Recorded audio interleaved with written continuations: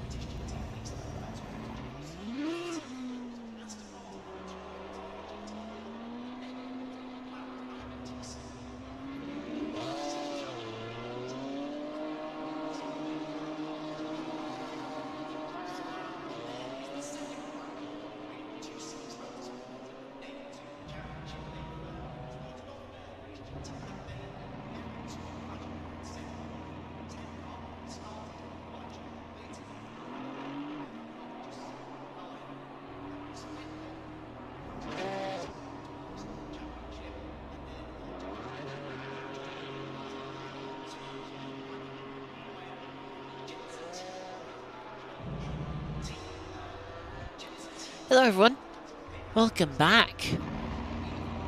After some, well, disappointing rallying earlier today, we're here on South Corsa Competizione again. It has been a little while, and we're in the Mercedes GT4 for GT4 race around Oulton Park. 2 hours coming up, 24 of us. Let me just see, what did I put my fuel to? I can remember. 25, no, not that much. Let's go eating.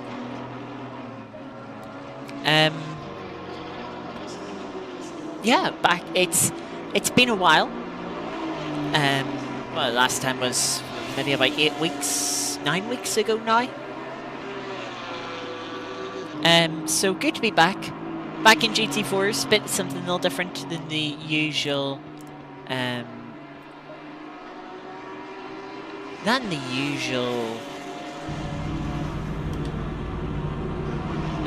GT3s.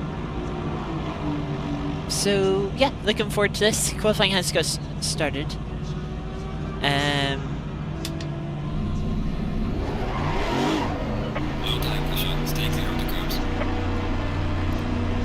yeah, we're doing a 10-minute session, so we do want to get going here. Oh, you're giving up maybe a bit too much time.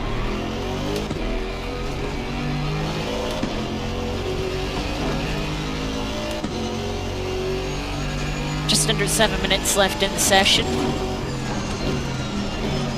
And of course with GT4s.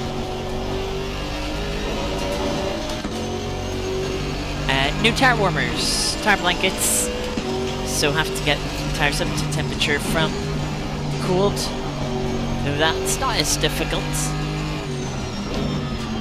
as it is on the Mon Ultimate that we're more used to. As of recent, as of this year, should we said?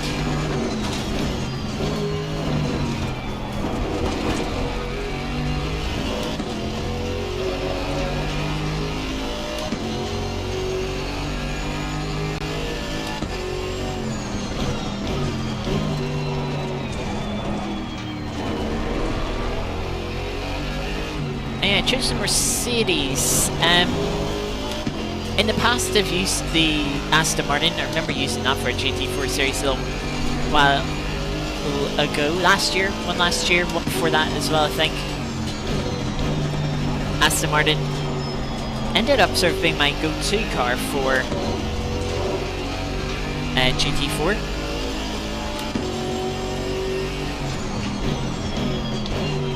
Of course, the Mercedes is not too dissimilar from it. Front engine. I don't think it's, I can't remember if it's the same engine or if it's just a similar engine.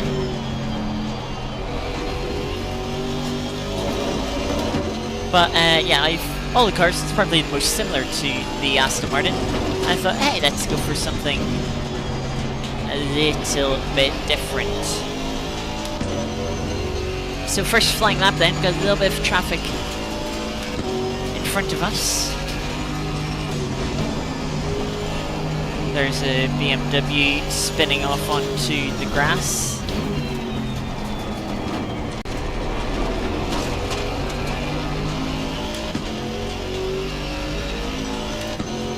Try to put myself in a nice track position wise when I've ended up finding probably one of the busier parts of the track. 2 cars directly in front of us, one not too far behind. That's a cut.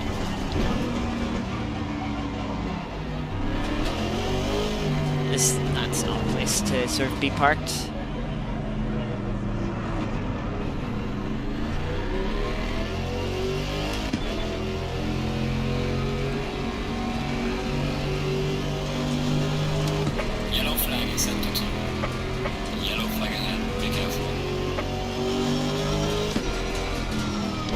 So just laying a gap to the cars in front.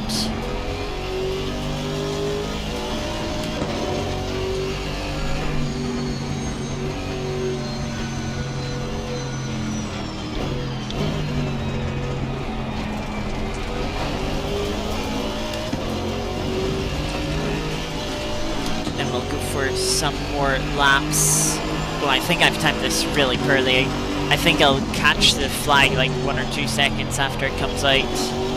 So I think it's 2 flying laps and then we're done.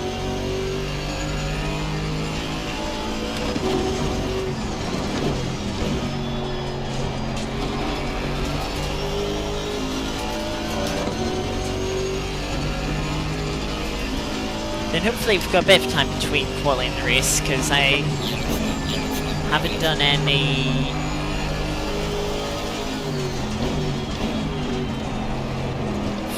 fuel calculations.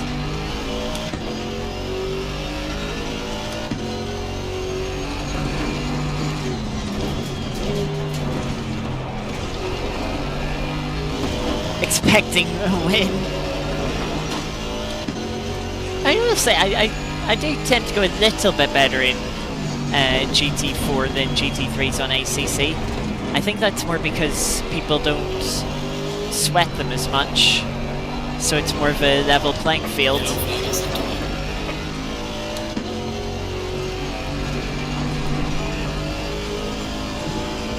But there's some quick people tonight that I'm not expecting to be.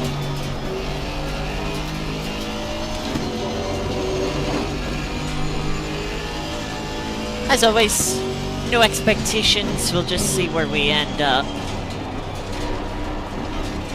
That's... oh.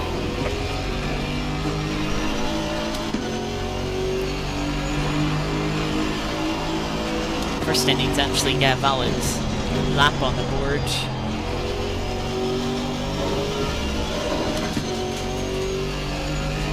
And this is going to be my only attempt because I'm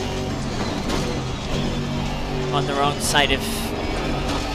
I'll be on the wrong side of the checker flag, really. I should be like 3 seconds up the road. And annoyingly, the main car is worried about catching and holding me up has returned to pits. So they're not even in front of us anymore. It could have been 5 seconds up the road.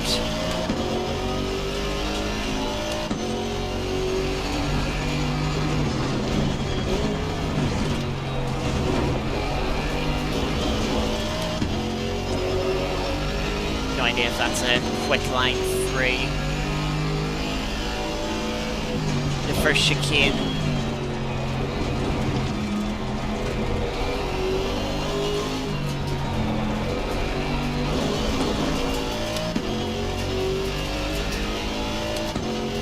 Tire pressures are a bit all over the place.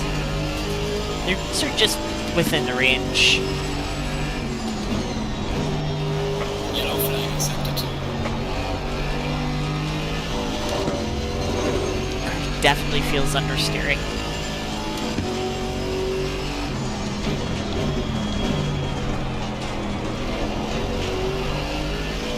much better into the final corner.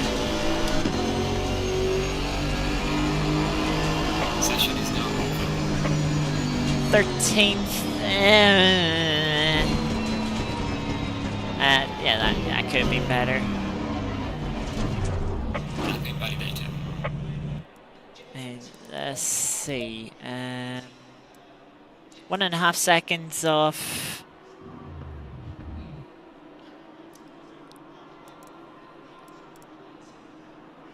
Quite a few Mercedes actually. And like, what, 1, 2 Aston Martins? Maybe should have went Aston Martin for variety. Timetables. Yeah, it was only 100 slower. But yeah, the 10th first sector, 10th and a half middle sector. We've been up one place, so we've been in front of Johnny.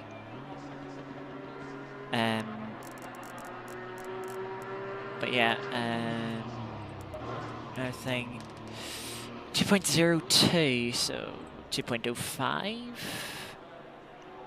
then, and what, 141s?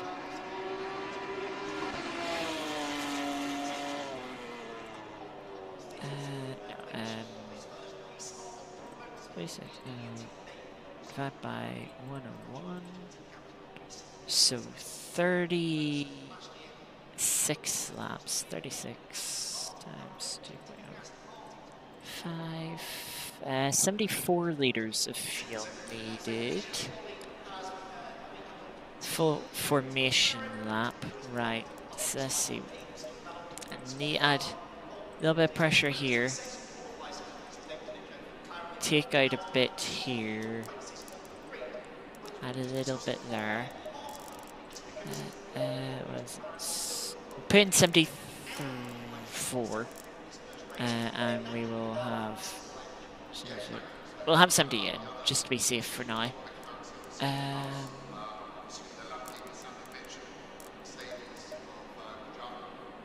Anything, front so as it can be. Do I really, I'm not sure. No, actually, let's just, let's add one. Try and give a little more front end. I might live to regret that.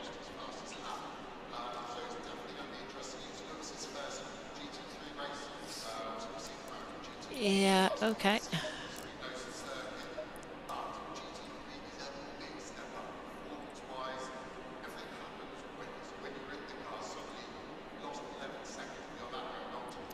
So, just under 40 seconds now till start. It's also going to get colder, so it is. So we'll probably need to increase pressures for the second half.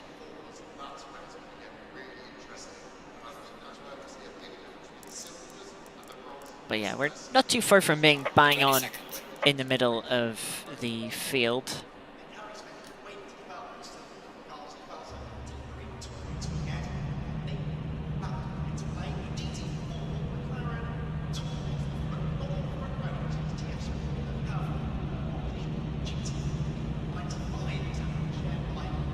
Going single file.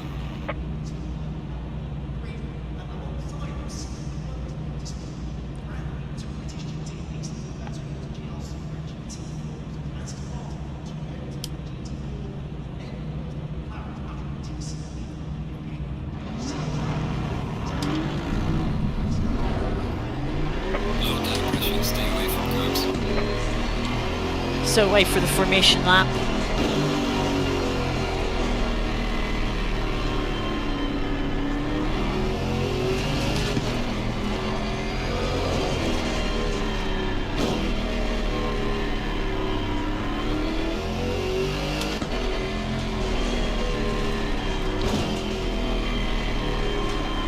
Get some heat into the brakes. That will warm the tires up nicely.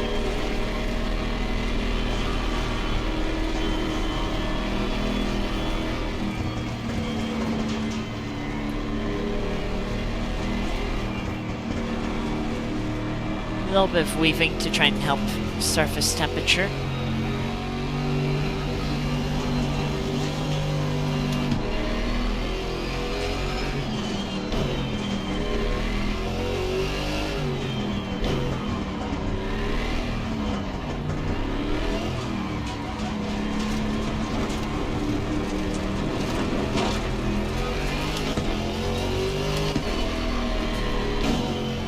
So we've got a Mercedes directly in front of us, 2 Mercedes behind us, and a Ginetta alongside us.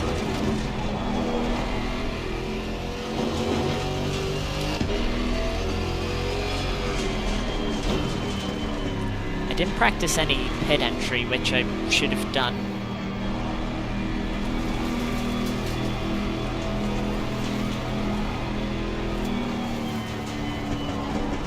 We'll have to make that up on the fly.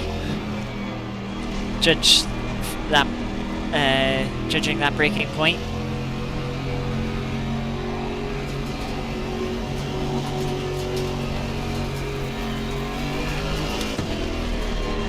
Stay double fire.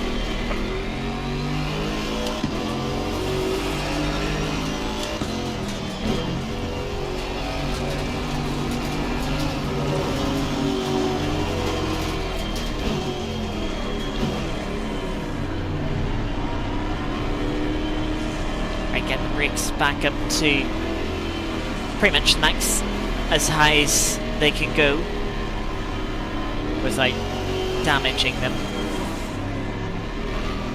You can see the tyres not too far under pressure.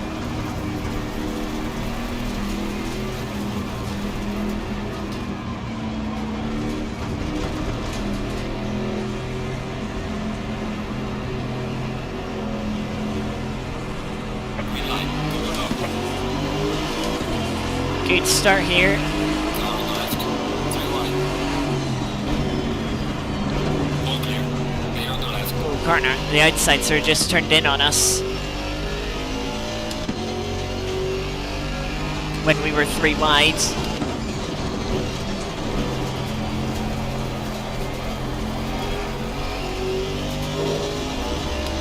Because I had to worry about the car in front and behind us.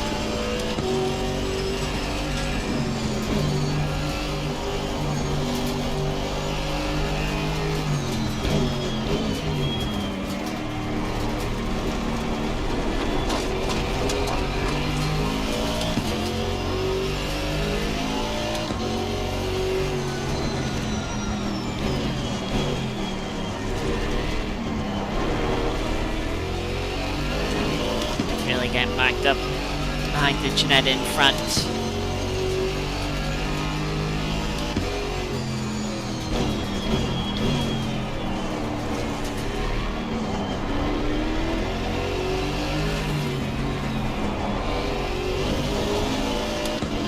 Kind of want to make a move, but it's very risky at this point to throw the nose in.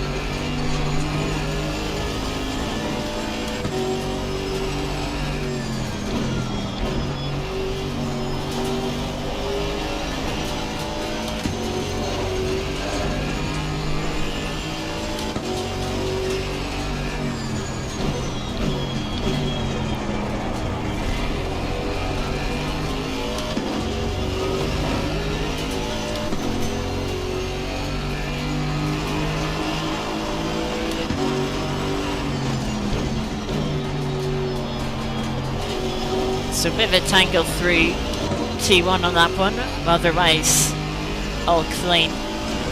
We didn't, and we survived the turn 1 tangle.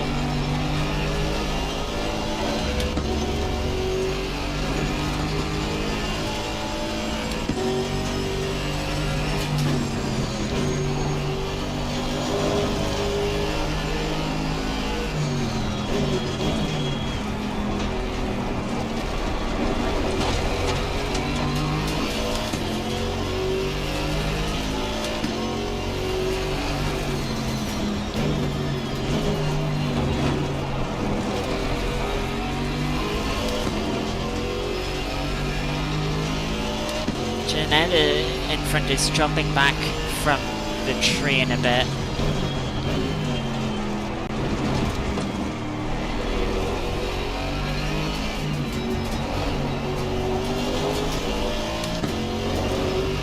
kind of closed up now. Things... People got a little bit shaky through the second chicane there.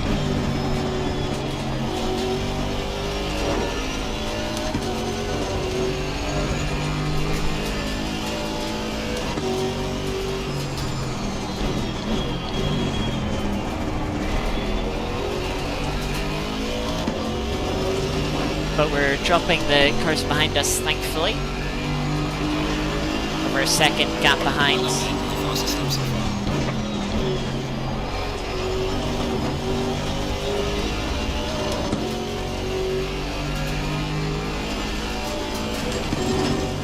Long way to go in this race. We don't need to get impatient.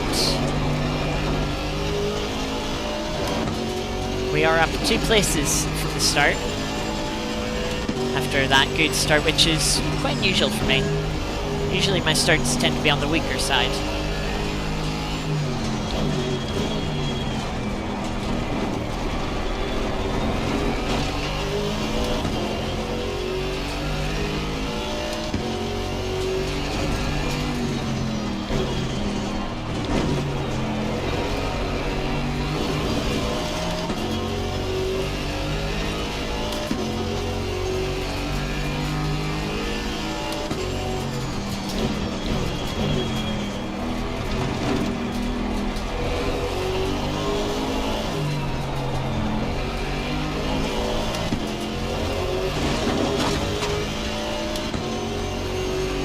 Gotta run here.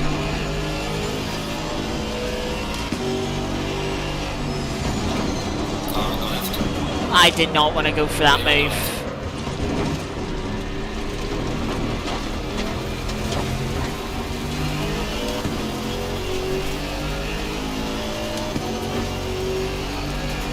I kind of pulled out and accidentally put a couple of wheels on the grass, not realizing how close it was.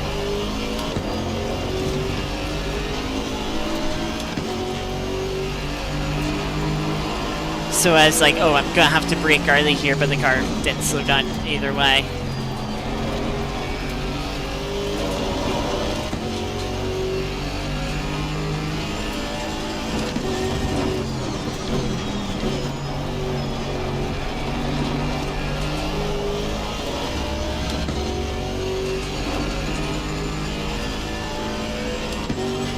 That's dropped us back 1 place.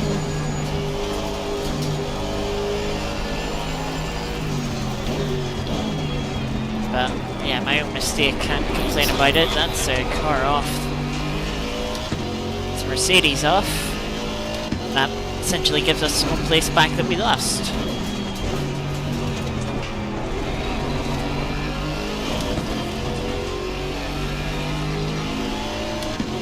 I've cut back up to the Ginetta.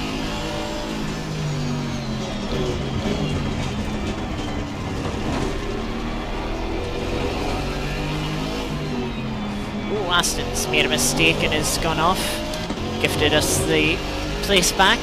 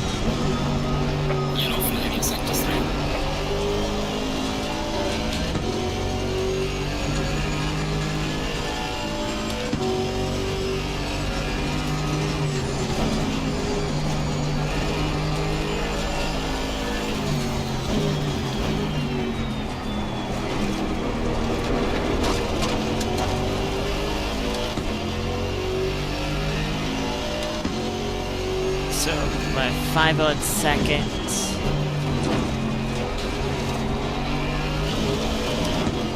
Gap now in front of the Ginetta. Hopefully we can close that down. There's a slow car ahead. Janez quite slow into the second chicane.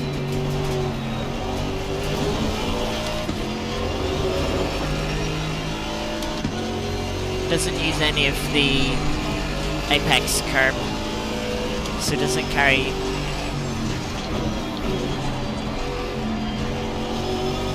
good minimum speed.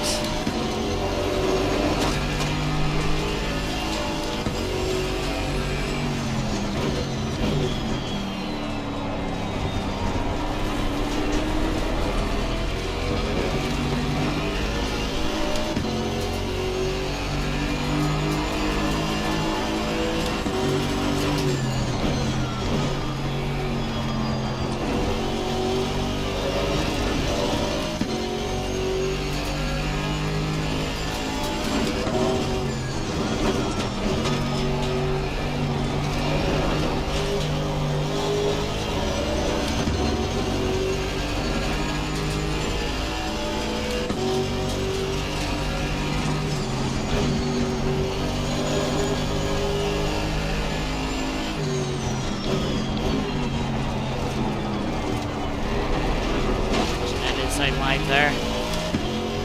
Allows us to close in about the time that we lost through the opening sector this lap.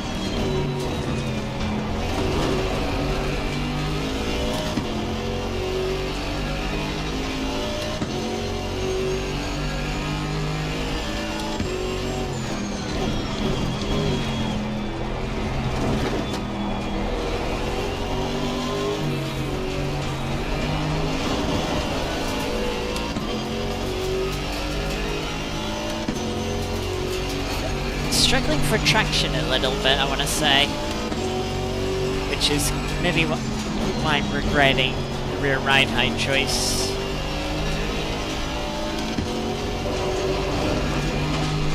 Front left tire is a bit low pressure, could be pressure loss over the curbs.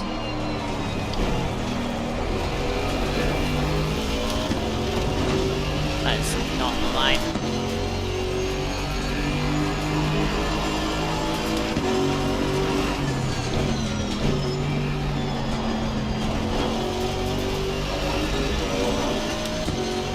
Did close in on the cars in front.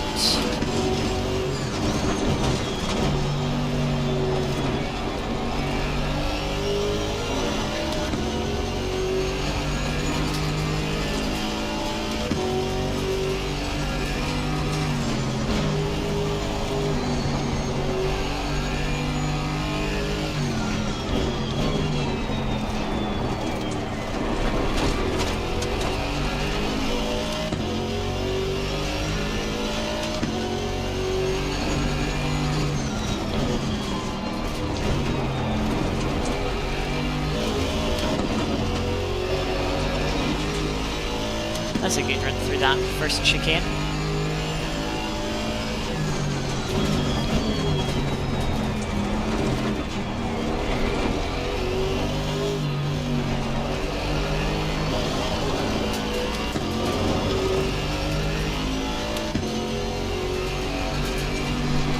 Cars had issues in the first chicane.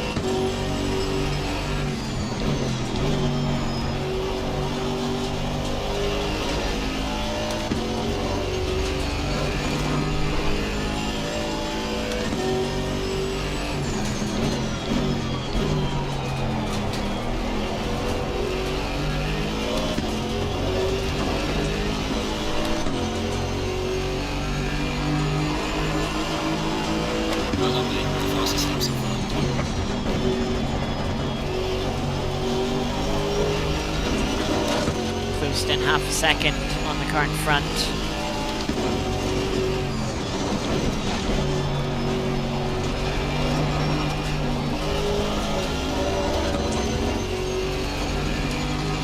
I'm gonna try ABS too, just to see if it can maybe be a bit of an improvement.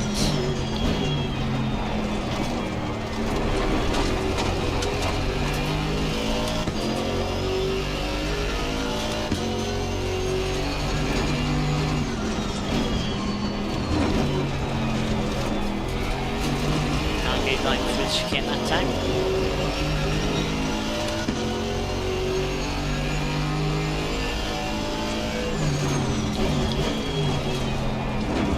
And now the Jeanette in front's starting to attack the curbs.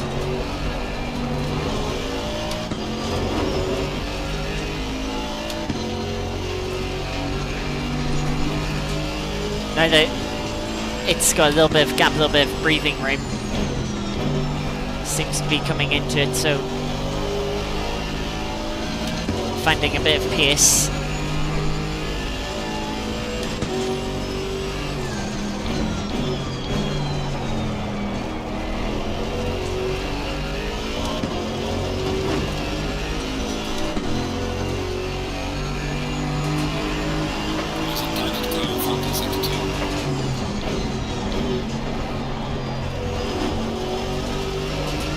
Closed in nearly a second on the 92 Janetta.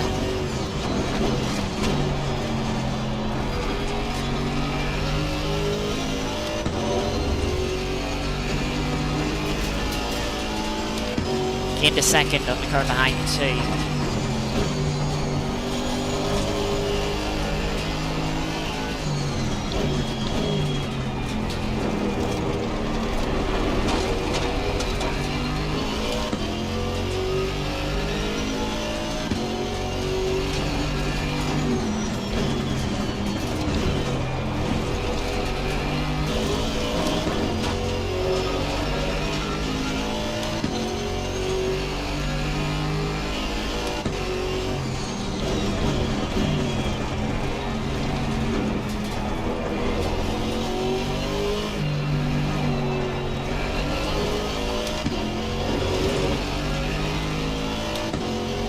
Closing in on the Janetta this lap. Wait, both Janettas.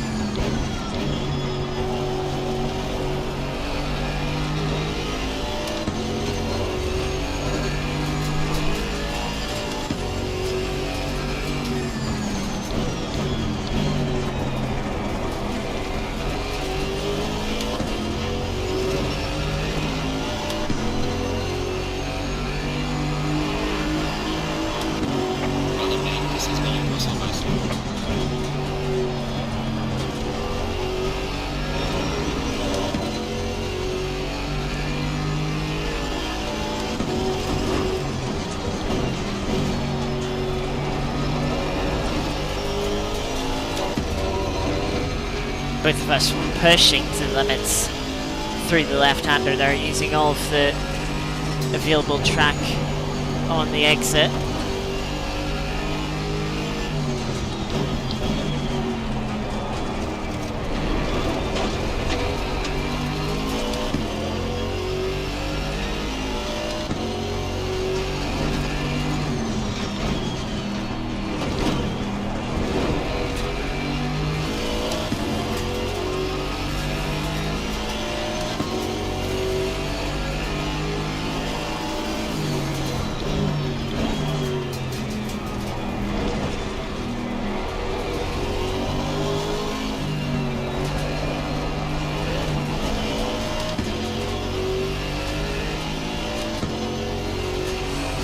Really thought about a move there, but just did not feel safe.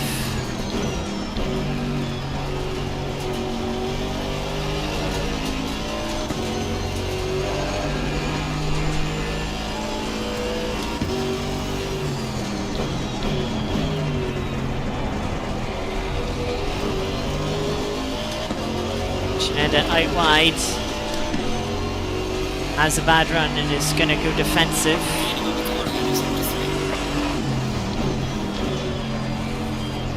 Car on the right. Clear on the right.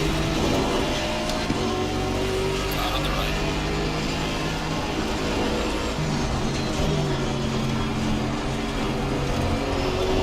Clear on the right. Got the move done on the outside of T1.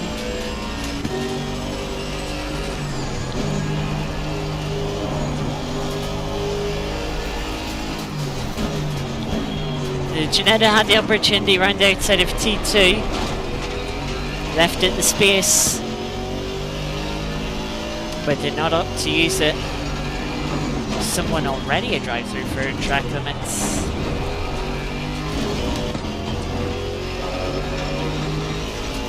So now let's see if we can catch the 92. They have the 73 ID to lap here.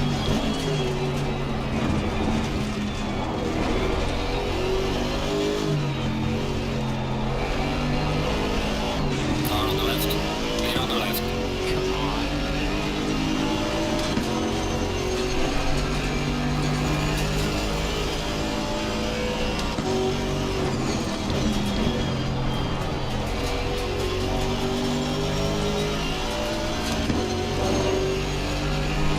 I was like, oh, I can get a good cutback here, and then I don't think the ID accelerated out of the corner.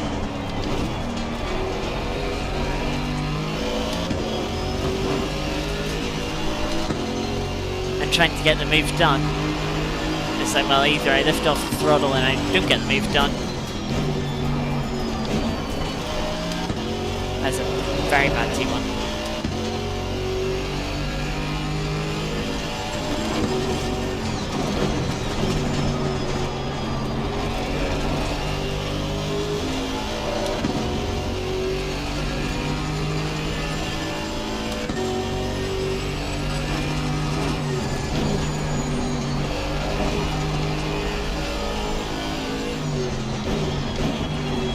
This could be an interesting three-way fight here.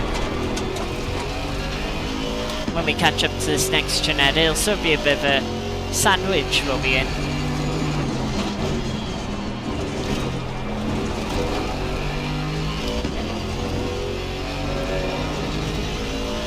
Could be a very good battle though.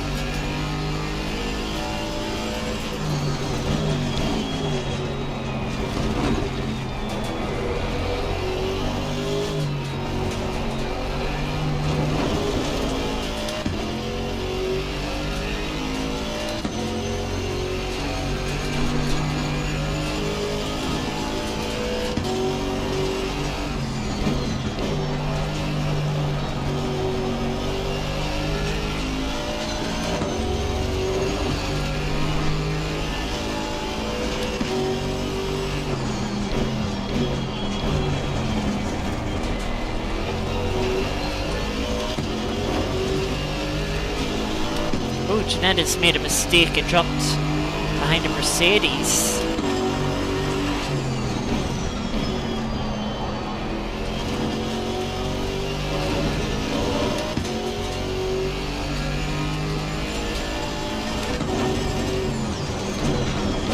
Which is a shame. I was kind of looking forward to a three-way fight.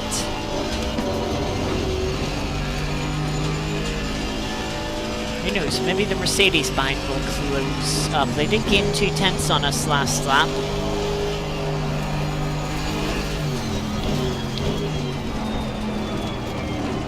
Do have a better personal best than we do. So when drill it out.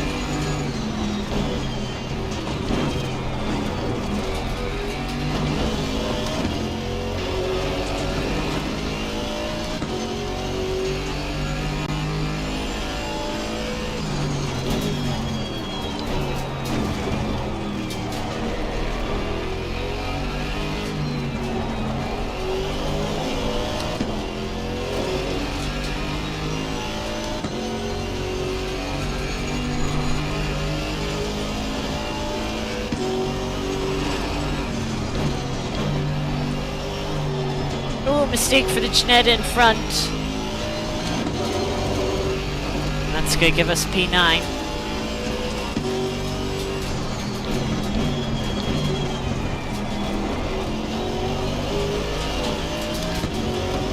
Which again is a bit disappointing. I was kind of looking forward to that fight.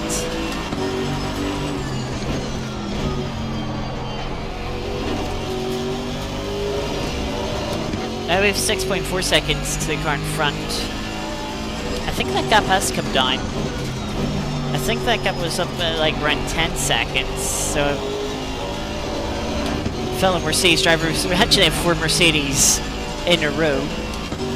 And then there's at least 3 Janettas in a row behind us.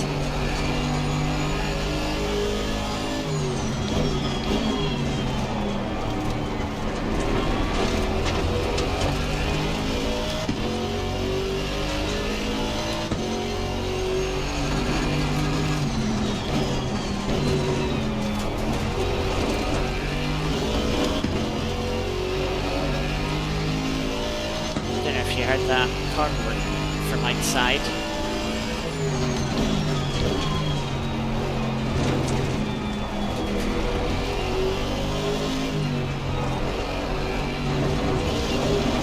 That's a bit of a bad line over the curb. Car bouncing quite a bit.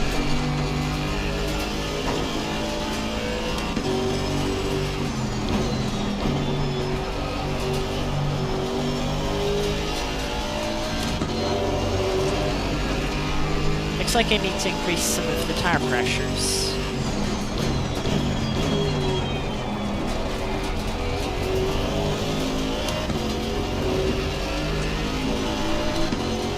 Which can be done.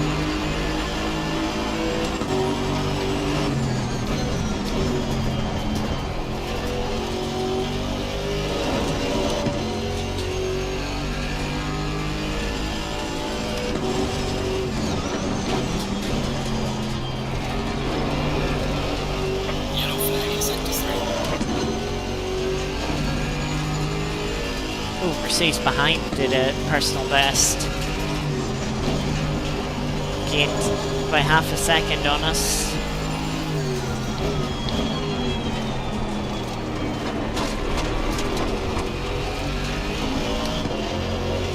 So maybe we will find ourselves in a fight anyway.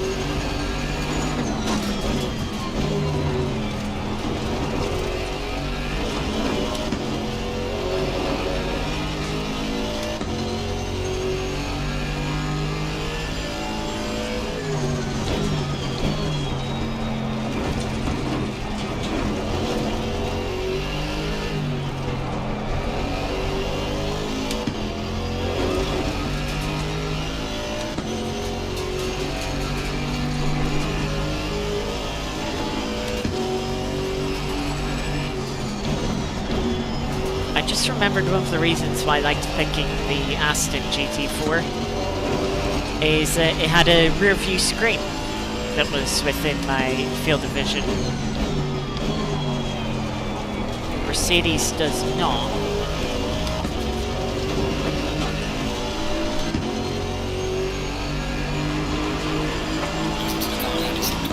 Car in front's pick the pace up again. Car behind sets another personal best.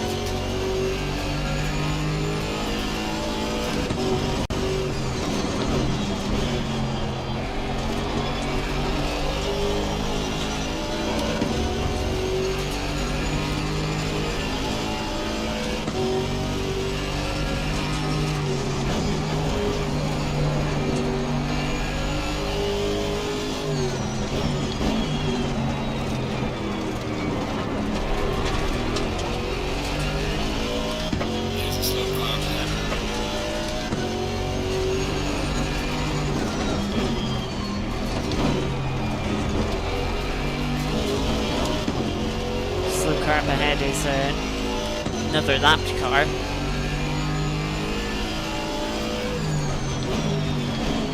Which was doing a bit of lawn mowing.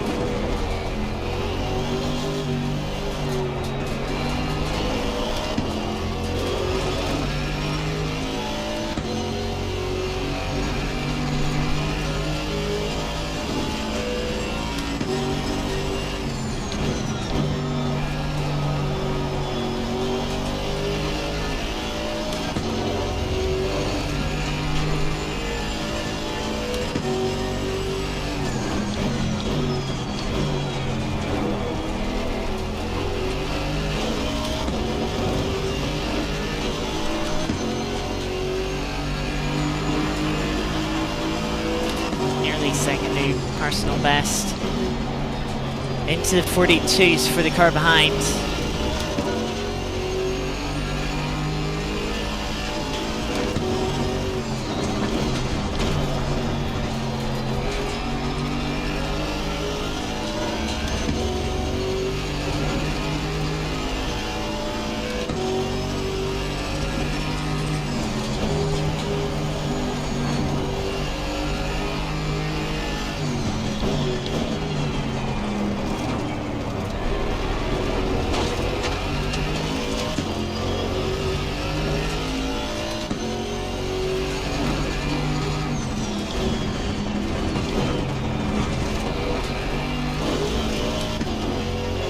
front had a slow lap last time.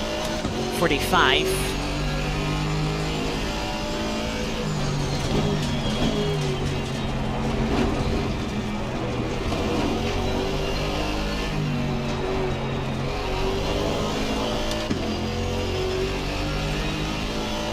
We're up for a personal best this lap.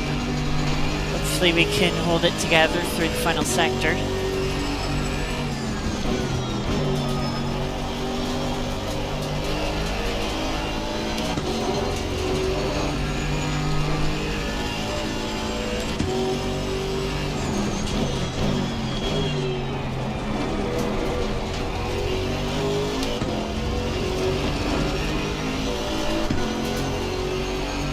Be a new personal best here.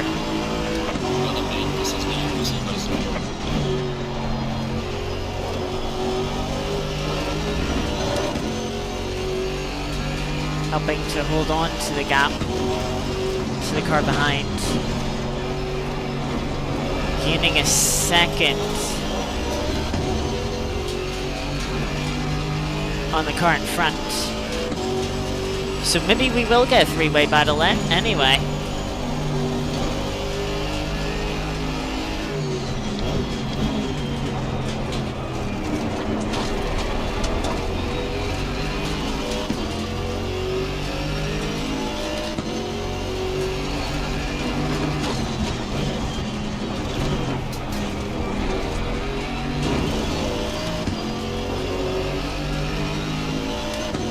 Mercedes behind us is well and truly onto our tail now.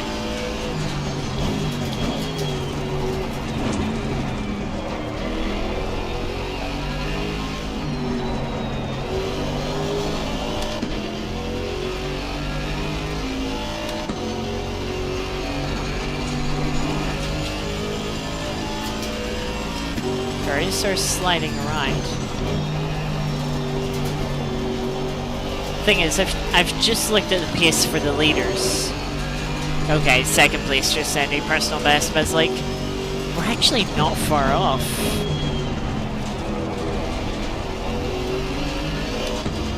Thing is, I'm never good enough at qualifying to put myself to the front of the grid.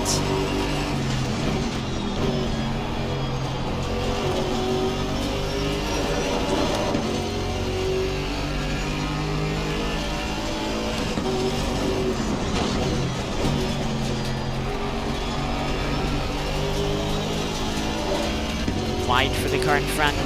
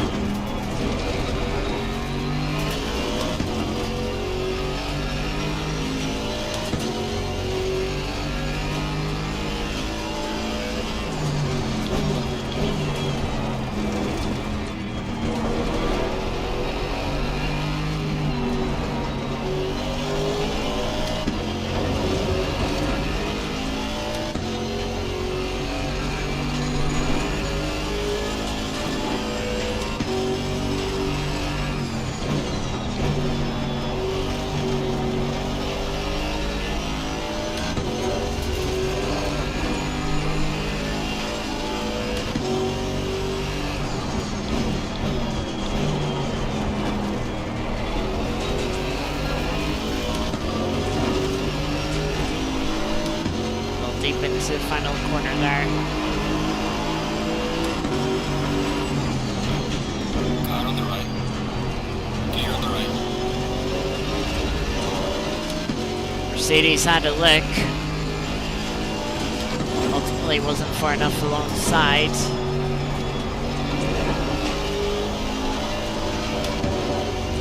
But we left them a little bit of space. The annoying thing is, we gained 0.8 of a second last lap on the car in front.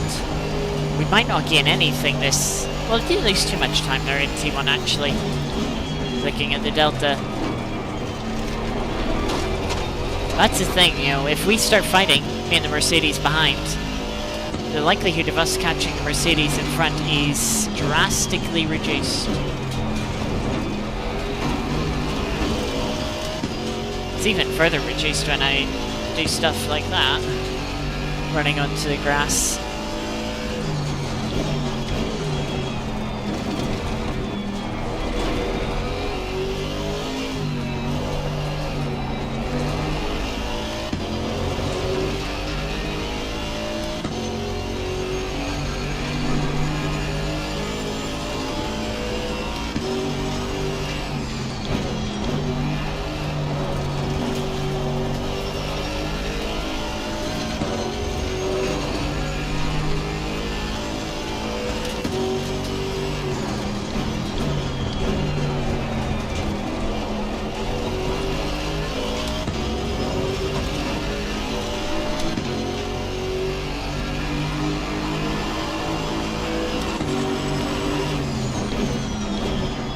Another 2/10.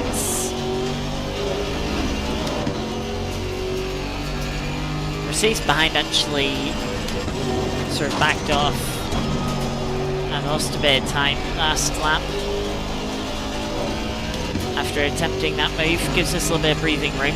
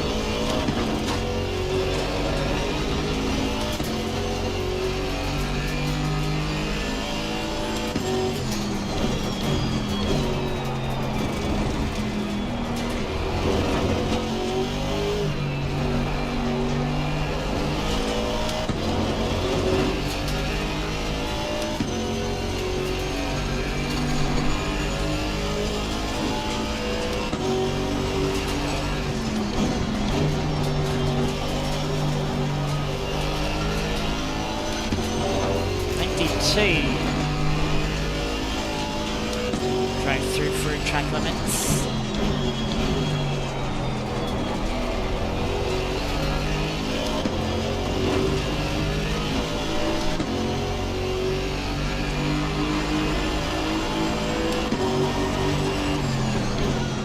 Pretty sure that's the Ginetta we were chasing down. I made the mistake by going wide at Durance, I believe it's called. It's our double right-hander towards the start of Sector 2. We're within 2 seconds now of the car in front. Only gained about 2/10 last lap though. We seem to just be a little bit more consistent than the car in front of us, and that's how we're closing up. We're not necessarily that much quicker, but more often they'll have a sort of bit of a per lap that drops them back towards us.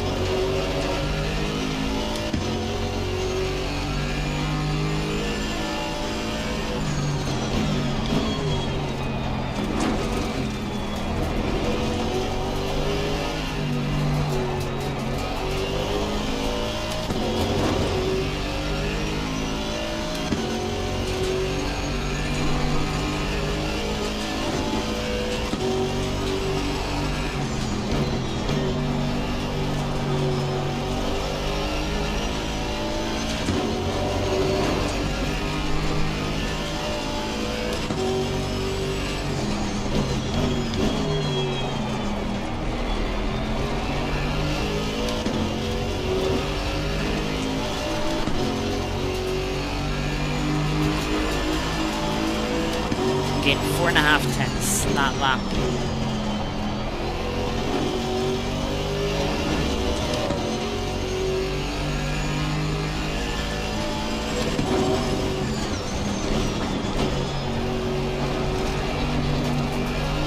Oh, they're out wide again.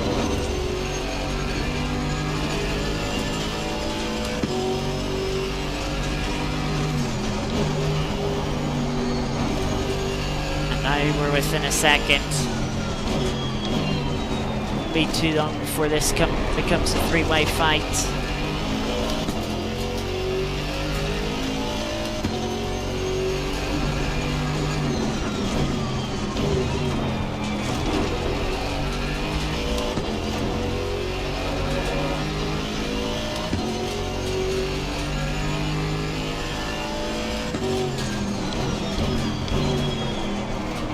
Little late on the brakes there.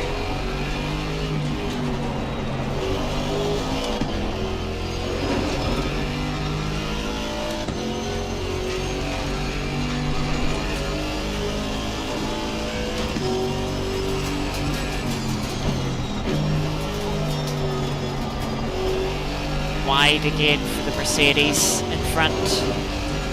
Triple two.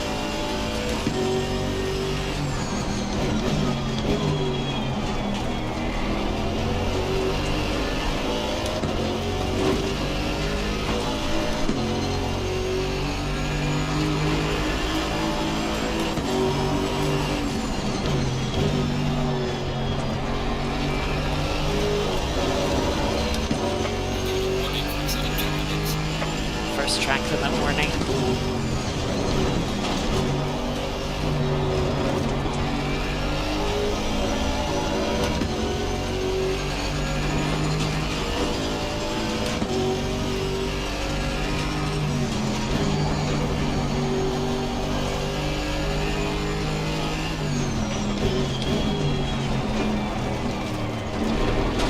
Mercedes in front is definitely earlier on the brakes than we are.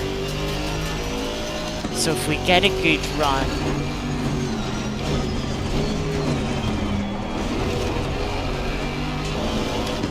I feel a little more confident sending it than I did on the Ginetta. Car on the right. Clear on the right.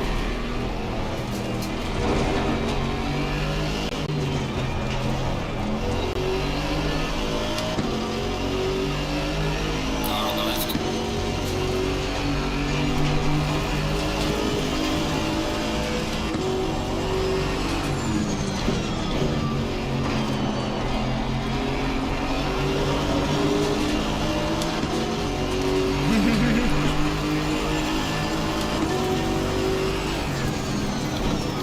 Clear on the left.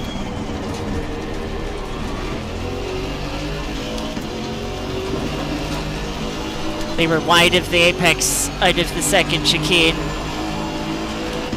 That allowed us to get alongside on the run to Druids. They held it round the outside, fair play to them. But we were able to get the move done into the final corner.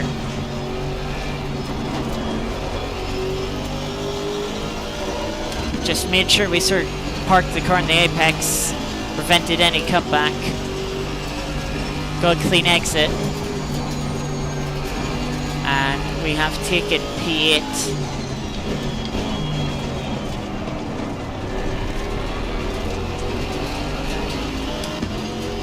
I need to put down some clean laps to try and get a bit of a gap.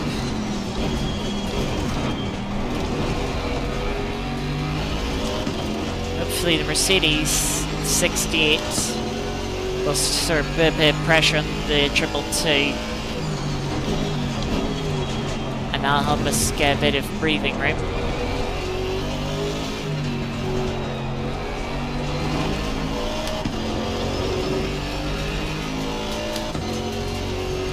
But I think we can say that battle was better than most battles in F1. In fact, we went side by side for more than one corner.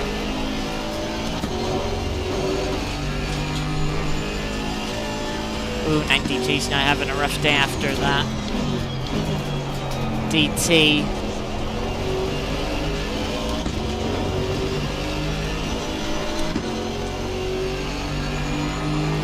One hour 16 and a half minutes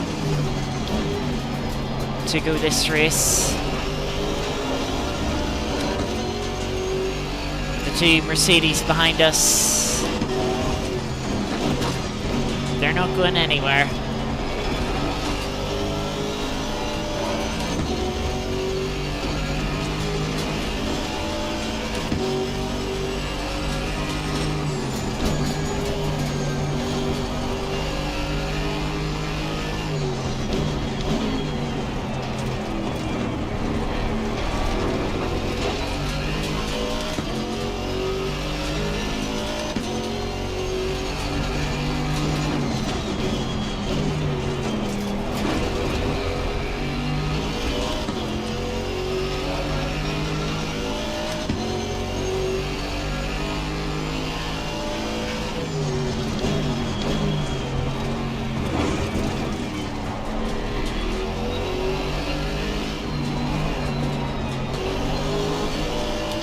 fit that curb a little much, so I really unsettled the car, but then I just started hitting the brakes a little bit more to scrub off speed, not get a second track warning. Has brought the two Mercedes behind us closer again.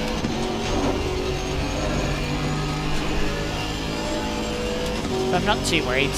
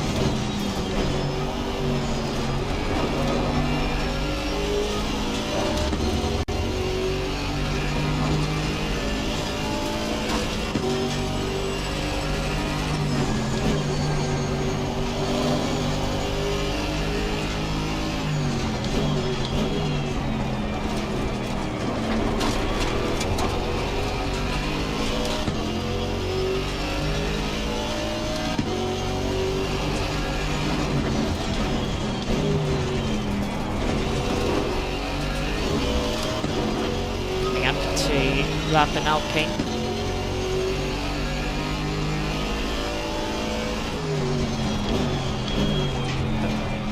Car on the right. Clear on the right. Okay, that's an odd place to let us through. I was just about to say, hopefully they don't give us as much grief as the Audi did.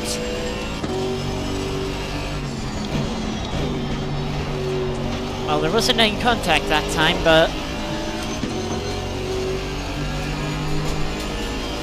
yeah, I've had easier times passing that cars, that's for sure.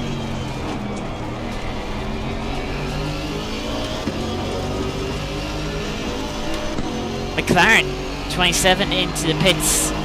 Driver that holds fastest lap of the race currently.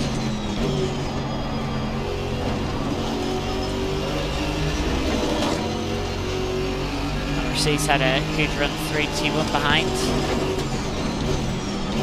Just unfortunately with how narrow this track is, didn't have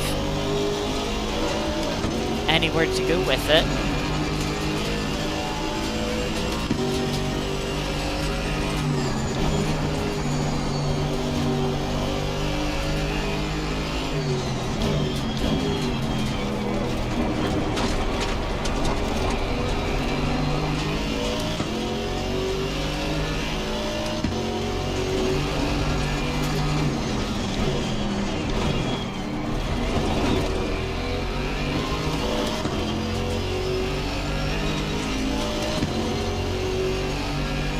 I'd actually like a bit of breathing room just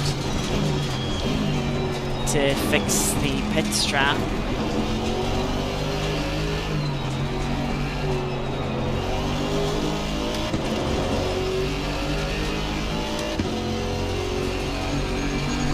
I'm not sure I'm going to get the Mercedes behind is actually starting to put the pressure on again.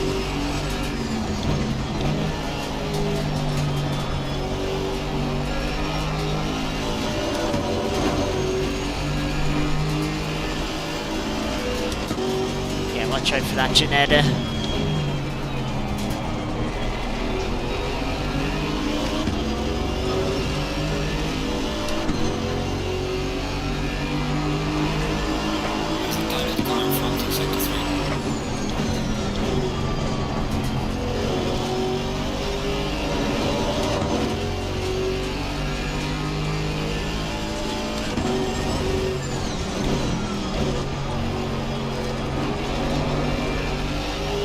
Still got 8 laps of fuel.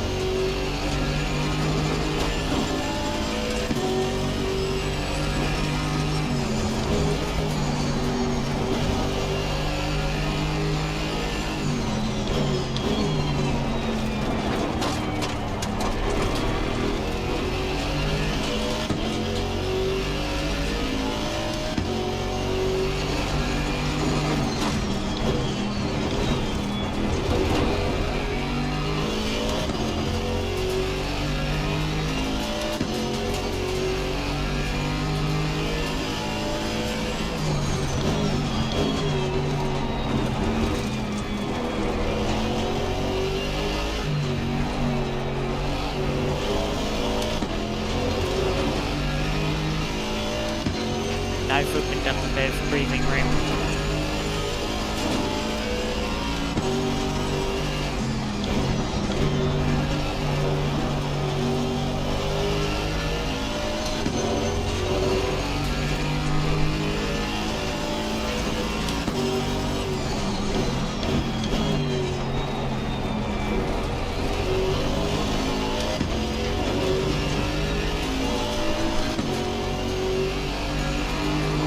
Time to repair damage.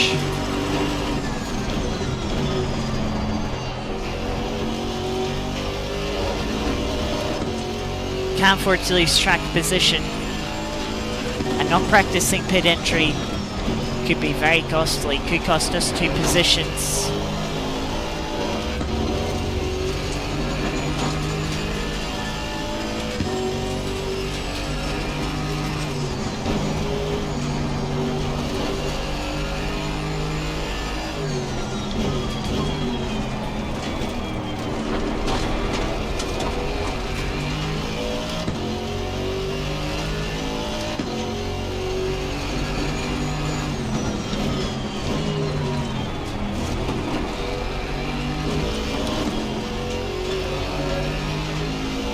I mean, if you really want track position, you could go with the strategy of not changing tires, which would gain you 10 to 12 seconds.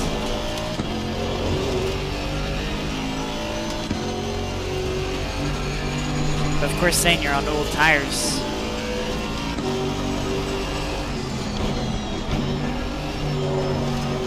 I'd be very interested to see if anyone would risk that strategy. 47. Drive through for track limits.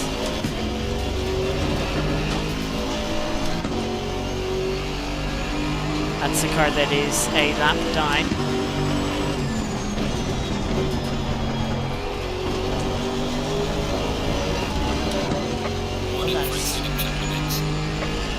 Yeah, I thought I might have just been out, but I was kind of hoping it wasn't.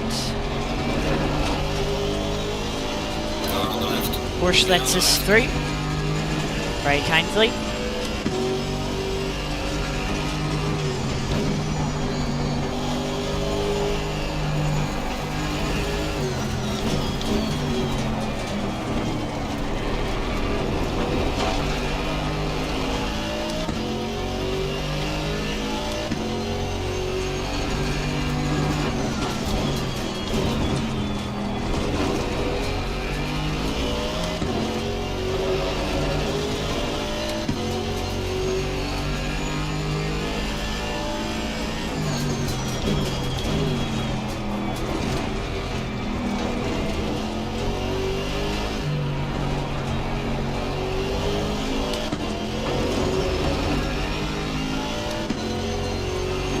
There is a bit of a battle in front of us, 7.5 seconds up the road for P5 currently.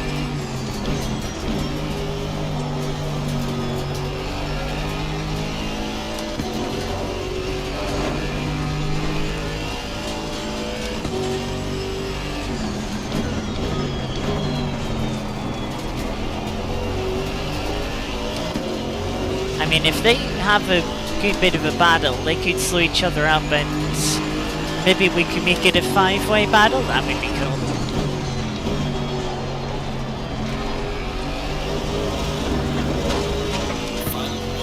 That came quickly. I took a big lift there to try and not get it.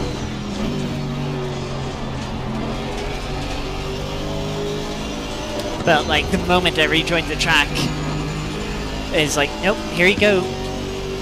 No consideration for you slowing down.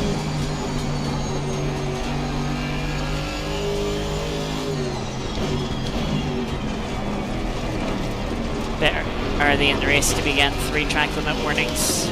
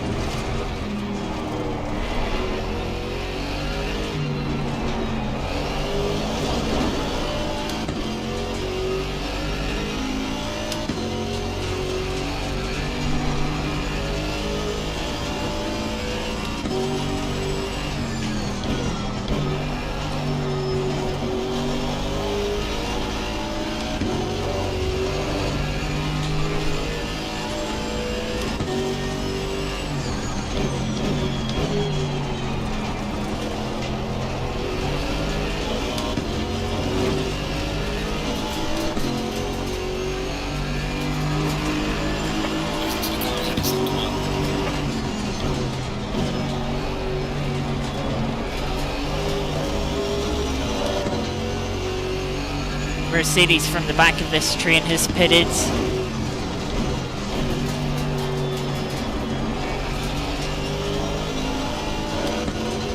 Gone for the undercut.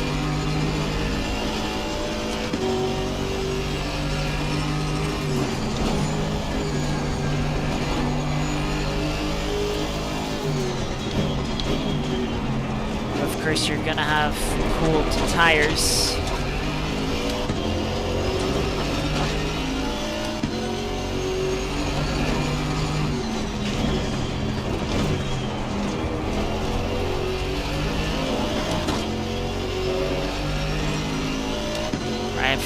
Now it's the important time to run clean laps.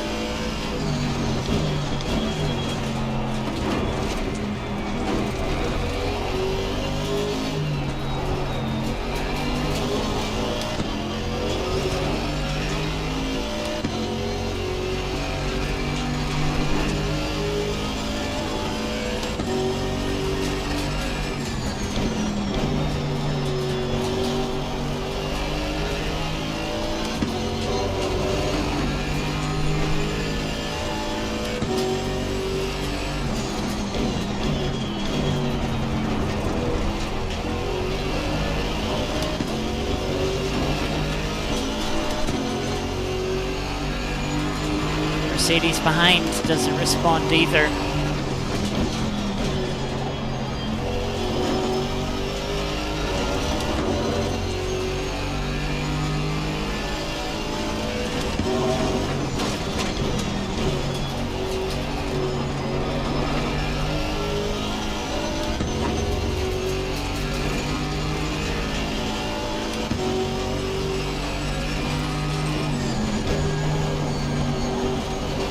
Drive through for 79.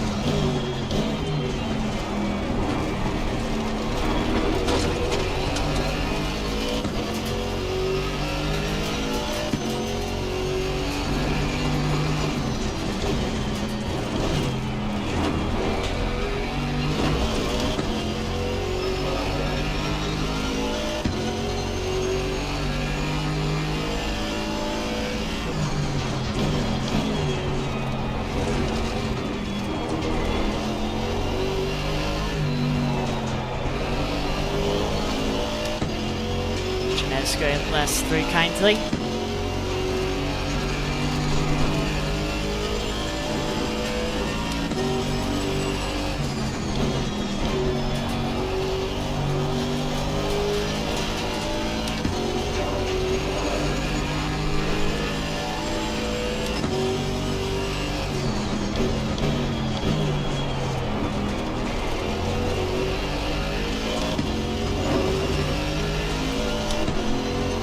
Two laps until we pit. There's a car in pit lane.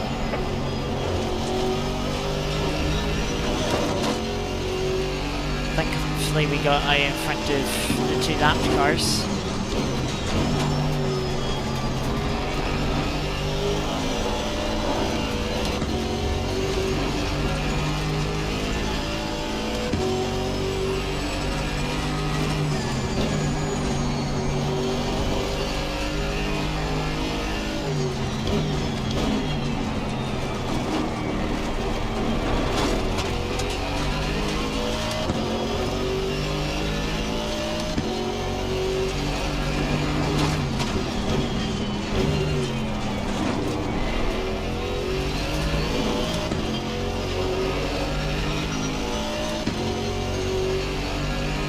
Chicane there. We're at the halfway mark, still a long way to go.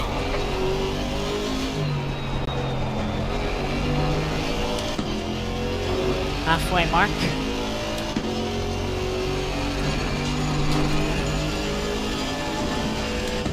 So yeah, I'm pretty happy with the fuel they have. It's not like the Mon Ultimate where if we take out 1-2%, we can maybe gain a second. The fuel is covered by tyres, and they're done simultaneously, unlike the Mon Ultimate where they're done sequentially.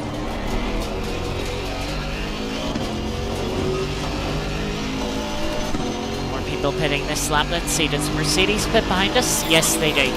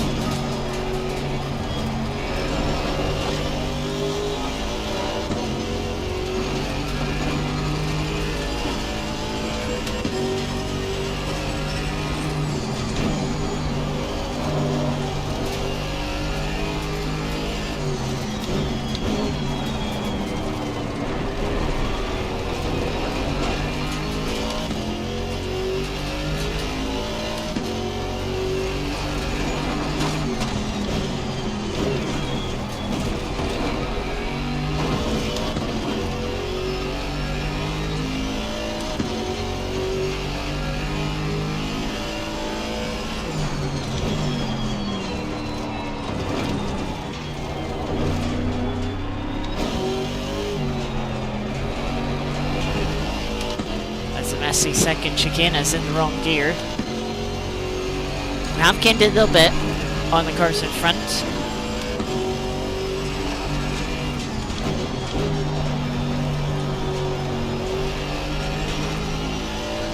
Now, don't mess up the pit entry. We're running this right to the fuel limit.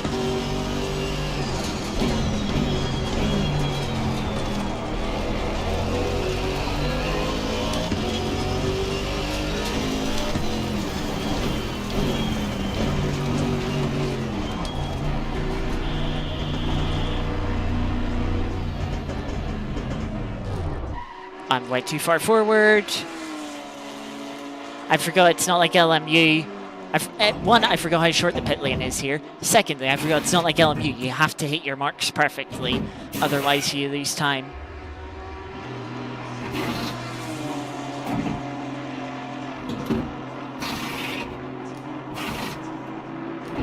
Right, ignition is back on. I feel like I'm gonna lose a place here. The 222 has held on. Come on, let's go. No time, caution. Stay clear of the curbs. They're coming up to the line now. It's gonna be close.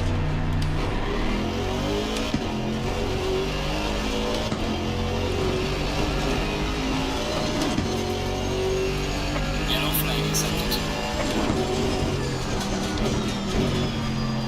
We have held on despite the shaky pit box entry, but we have to get our tyres up to temperature now. Of course, car behind's tyres won't be up to temperature either, but they'll have a lap of temperature. The 68, their tyres are up to temperature, can tell you that much. But there's only a 1 lap offset between us and the car behind, so it's not that bad.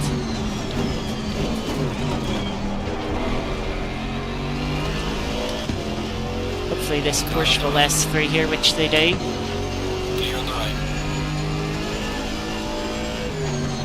Yellow flag. Watch out in front.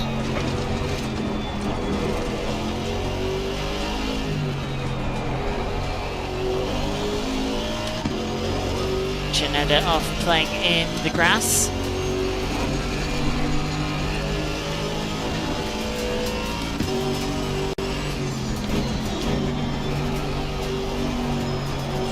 But we have survived the pit sequence.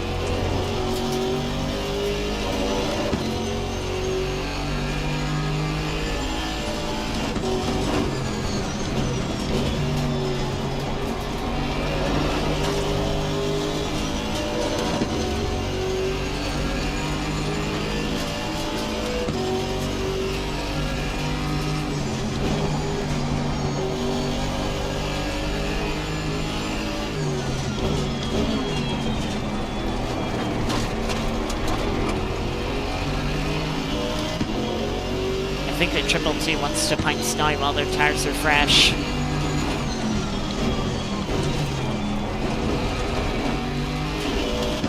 And up to pressure, whereas mine have just got up to pressure.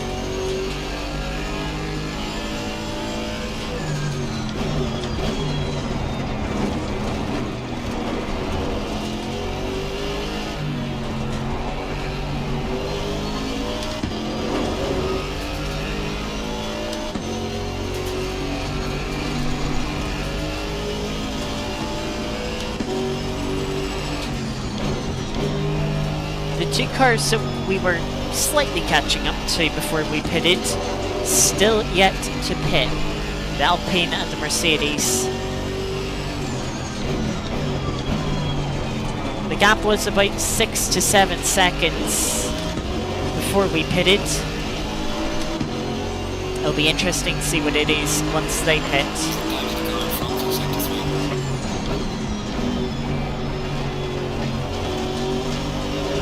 Car behind's personal best into the 42s for them.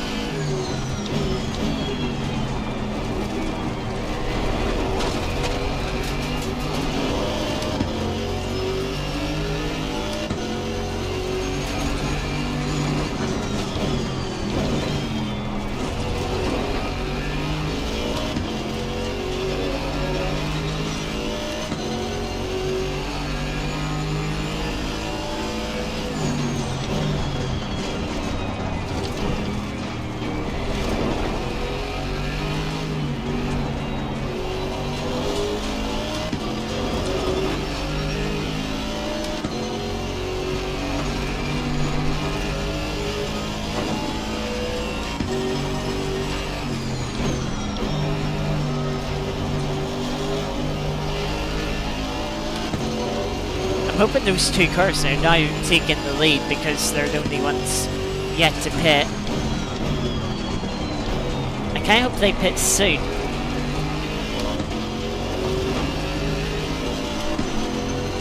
And when they come out, they'll be right around this McLaren that is in front of us.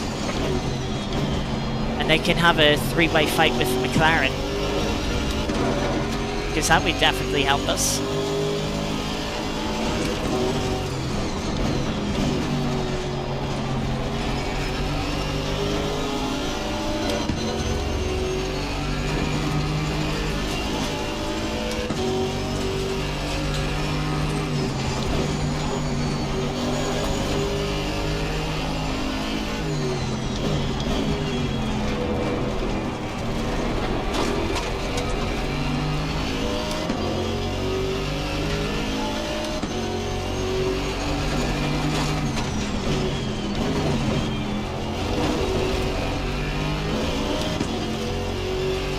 We both seem to be dropping the 68 Mercedes, but who knows, maybe it's saving their tyres and they're going to come back towards us later on in the race.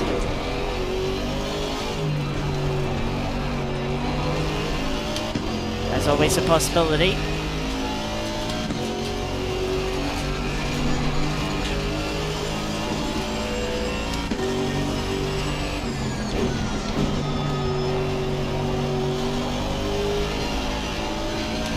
Tire pressure is much higher than they were in the first stint.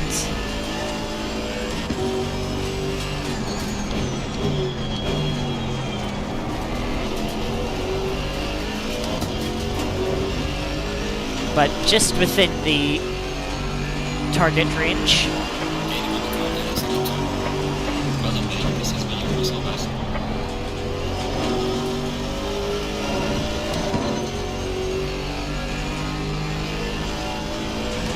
We gained a second on the 68 last lap.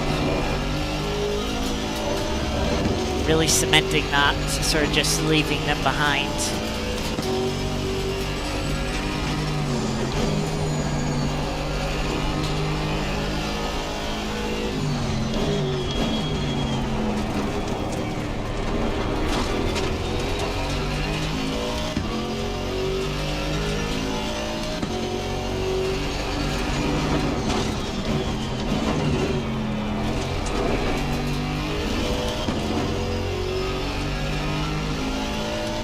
like the pressure's coming off now from the Mercedes. From the 222.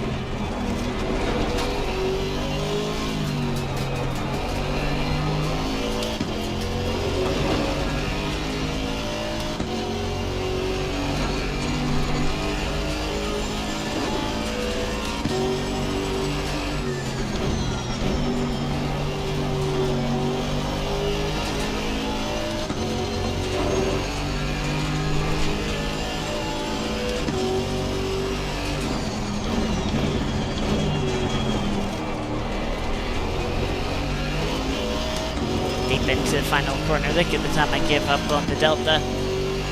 My two are so tense. Still waiting for the front two to pit. I wonder if they've brinked their tanks with fuel and they're just going to do a fuel stop. They're not going to change tyres.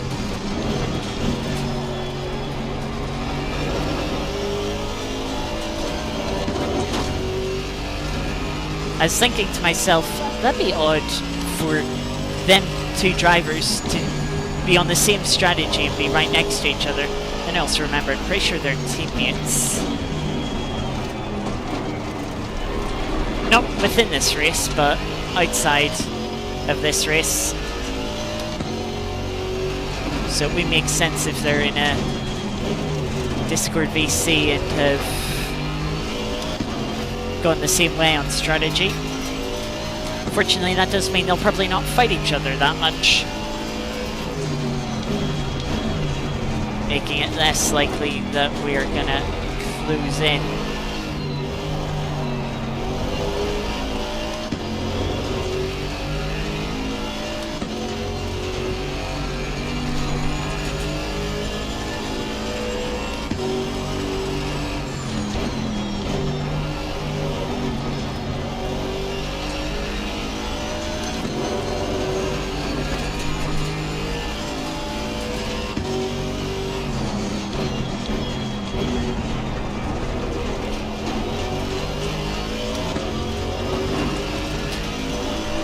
We are running quicker pace than them at the moment, but when they do pit, they'll either have a shorter pit stop because they're not changing tyres and only taking on like half a tank of fuel, which would be a pit stop about 20 seconds shorter than what we had. Or if they do take tyres, their tyres are going to be much better than us and they will be quicker.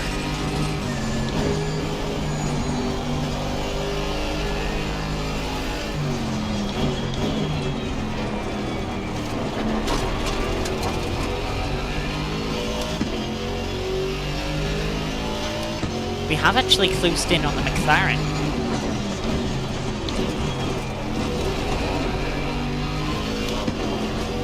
Which I wasn't expecting. That McLaren held the fastest lap of the race before the pit stops.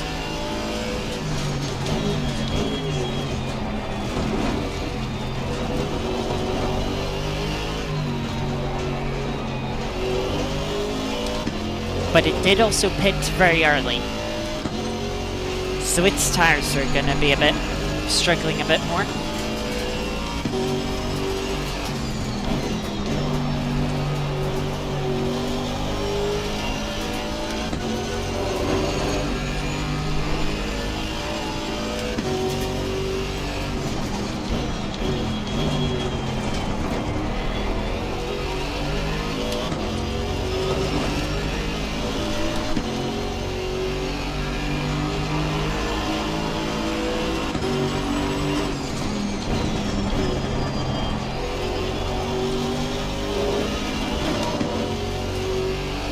With the hard tire pressures, we'll not be as worried about pressure loss. Hopefully it'll help tires be in a little bit of a better state at the end of the stint, subsequently end of the race.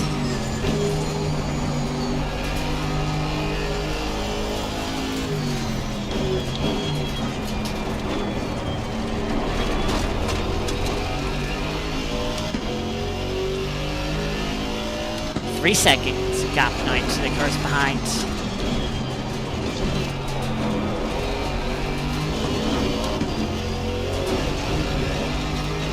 bad chicane.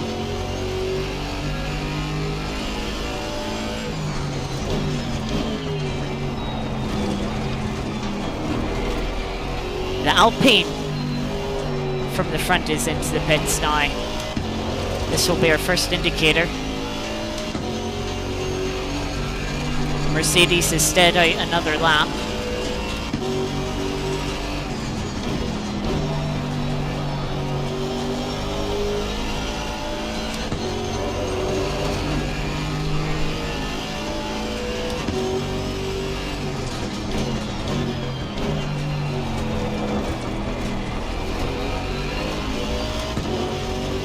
I think it's the number 8, in which case they're already well on their way,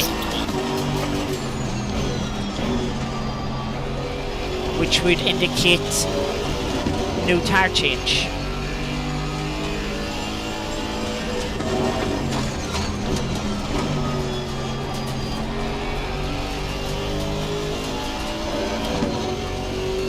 They're 17 seconds in front of us.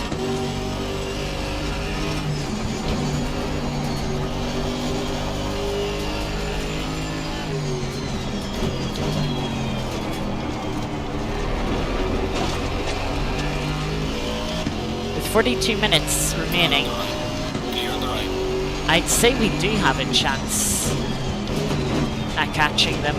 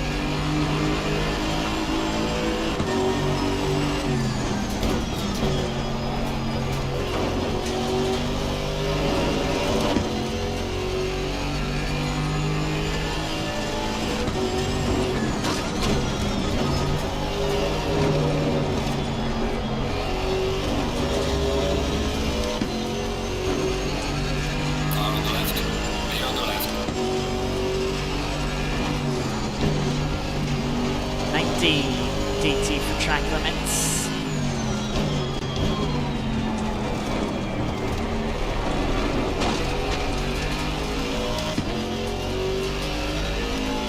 Oh, that's one of the cars in front of us.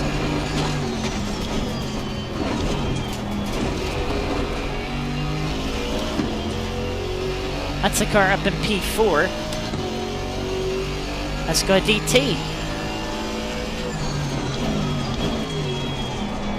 Now the pit lane is on the shorter side here.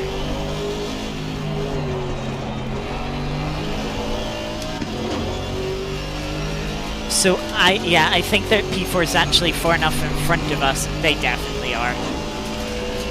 Definitely are far enough in front of us that we won't pass them. But if they drop behind the Alpine,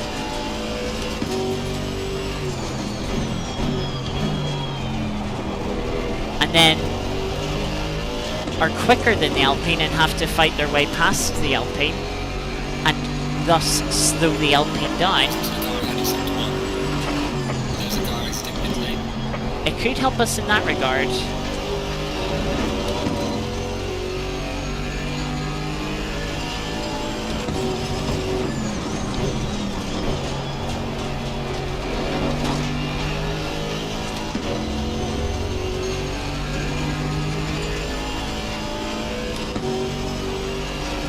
To drive through 4 track limits now as well.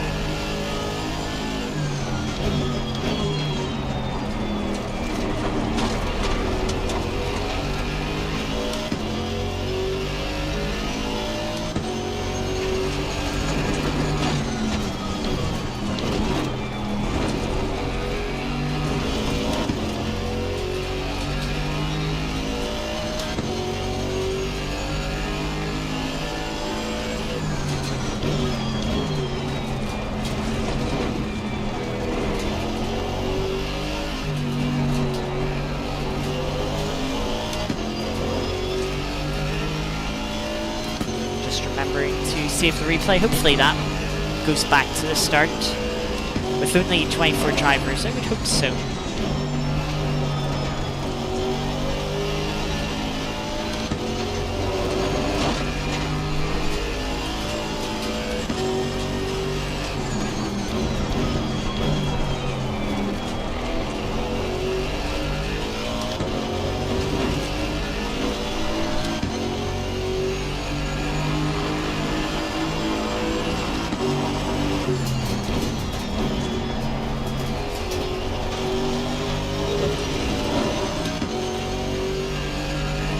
Now about 3 seconds is the gap to us and the McLaren.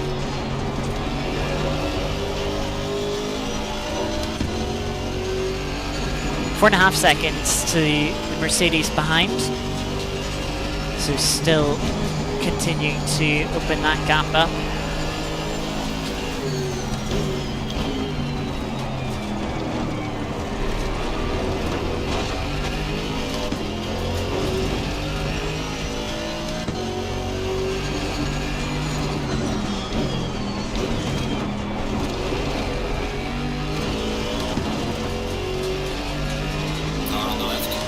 Let's go this right here kindly.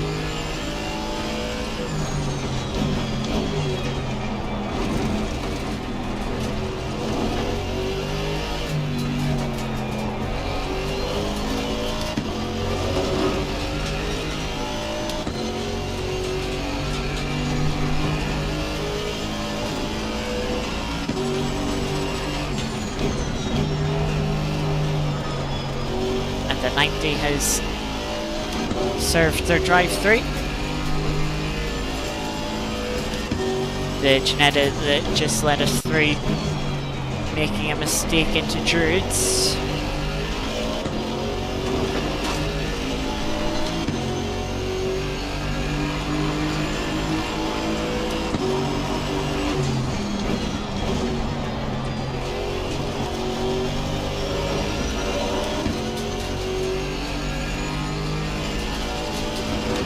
That Mercedes hasn't pitted from the lead yet.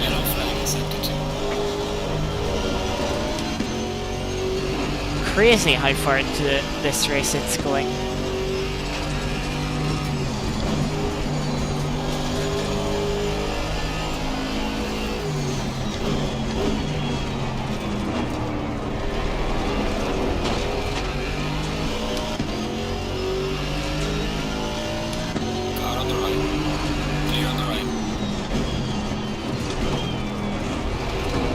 Aston letting us through. A little sketchier than the Mercedes did. But yeah, still appreciated. We definitely would have lost more time had we had to follow them through the chicane. Big slide through second chicane.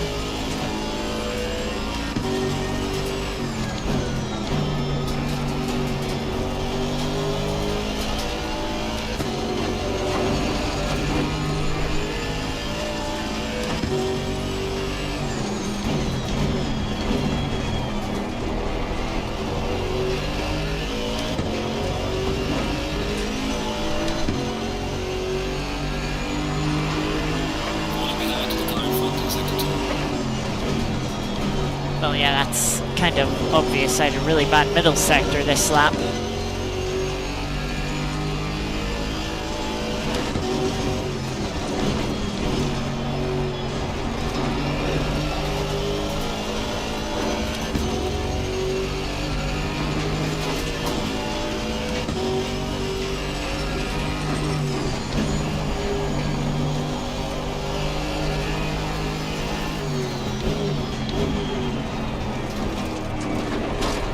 I mean, assuming this car can fuel up to 120 meters, like most of the cars in this game, and the current leading Mercedes did that.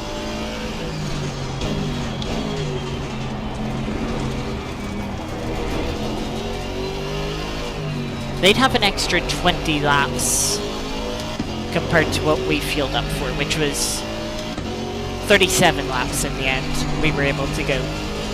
So they'd theoretically be able to go to lap 57.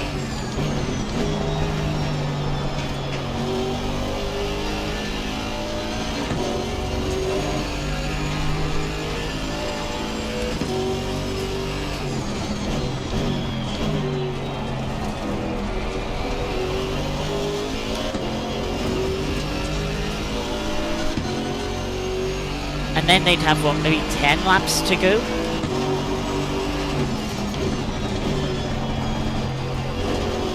They'd only have to fill up like 8 seconds worth of fuel.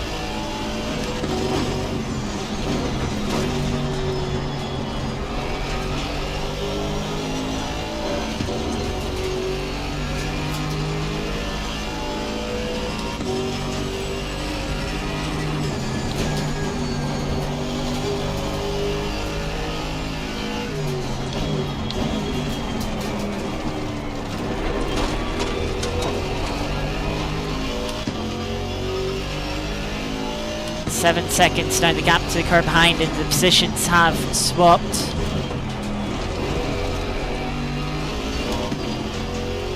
.68 has gone in front of the 222. Wonder if they're going to be able to chase us down now.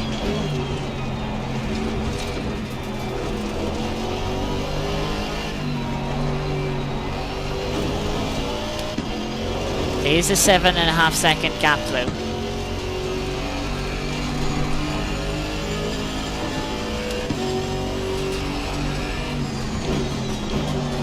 And it could happen if we start losing a lot of time fighting the McLaren in front, which we're still gaining on. We gained nearly 7/10 last lap. Lost a little bit of time in the final corner. But overall this lap, we've gained another 6.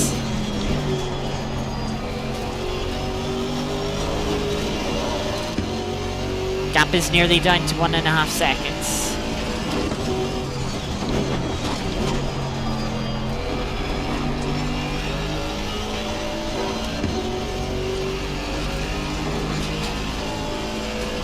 You can see the time the cars behind lost. Having that exchange of position, McLaren's out wide onto the grass. It comes on and slides straight off the other side onto the gravel. And that is P7. A disappointing way to get P7, sure. Again, it's looking forward to a bit of a battle.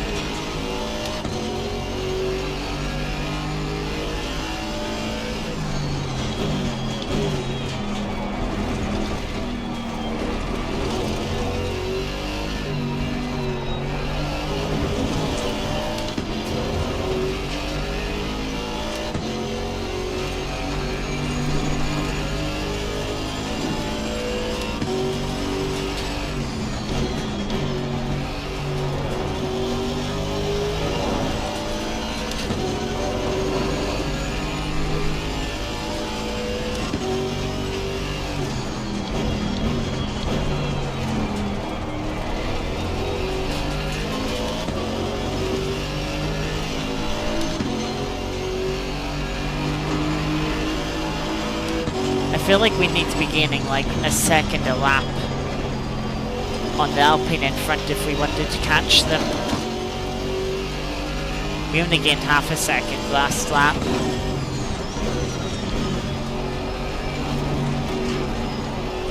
Oh, the 222's got a DT for track limits.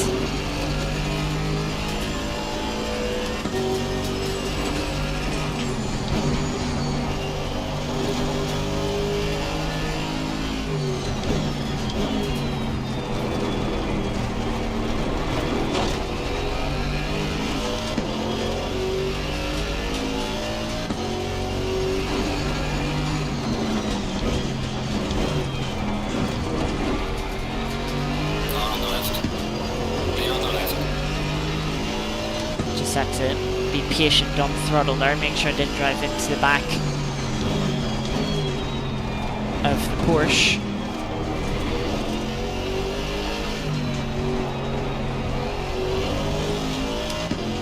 We're within the final quarter of the race now.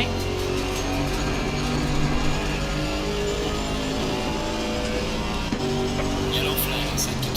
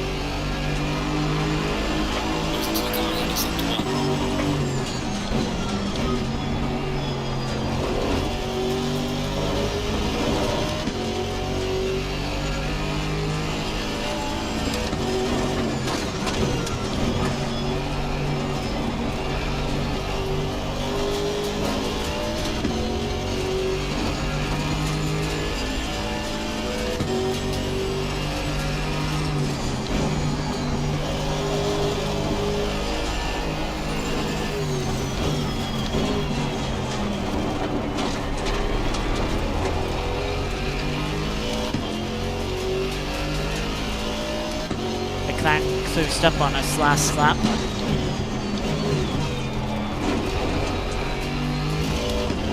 Probably with us getting held up by the Porsche a bit.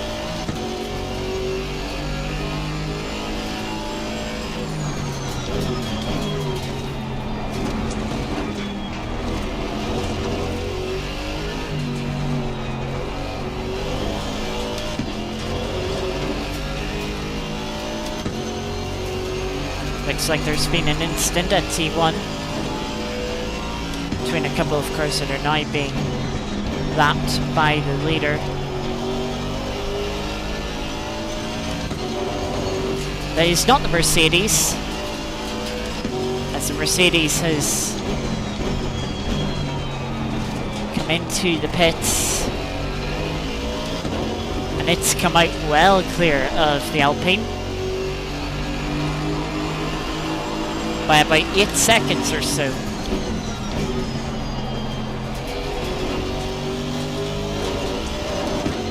I'd say most of that was just difference in refueling time.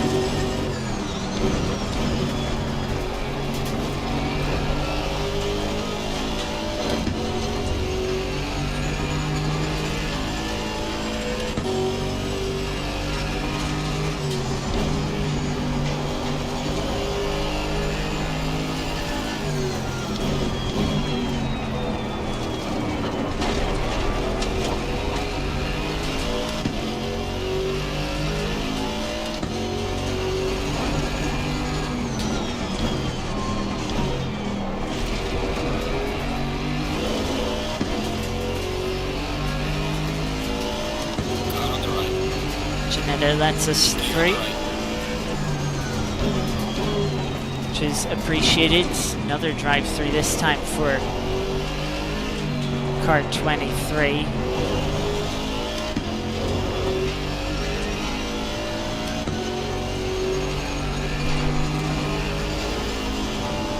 Which is not in our vicinity.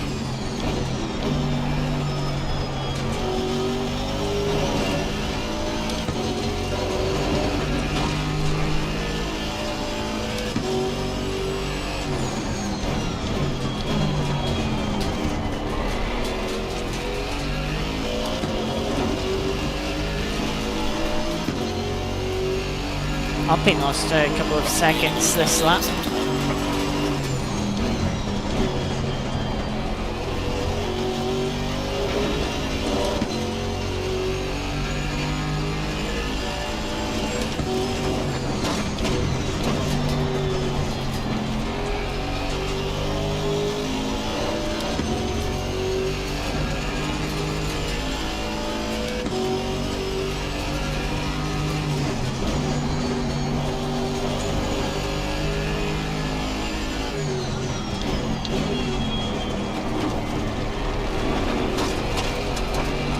Is that the McLaren? Yep, that was the McLaren going off again.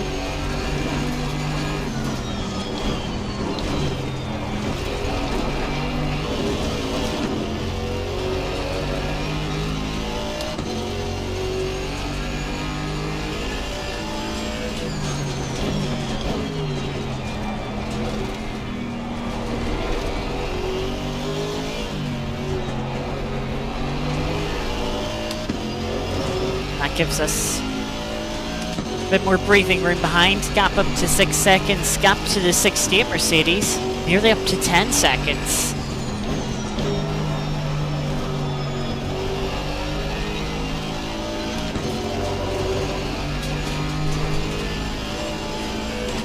So I was maybe a little bit worried of that gap coming down. Now that those other two Mercedes had swapped positions, that's not the case at all. Only gained 4/10 that lap.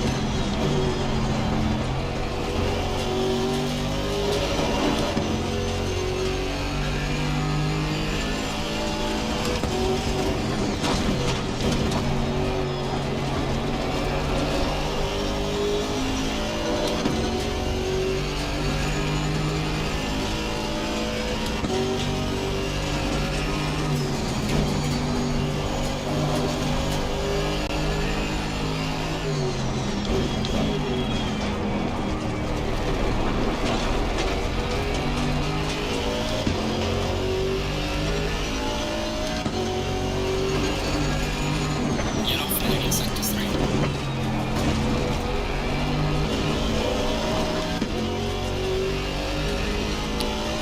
Ooh, Slow car. Maserati has had an issue on the run to Druids. They were sitting in P2.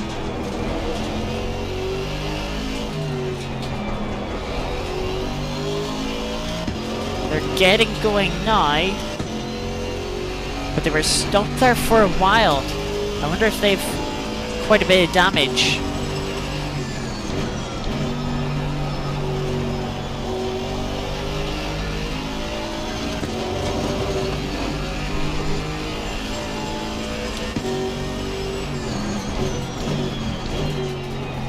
.31, which is Ginetta. We're coming up to lap for the second or third time.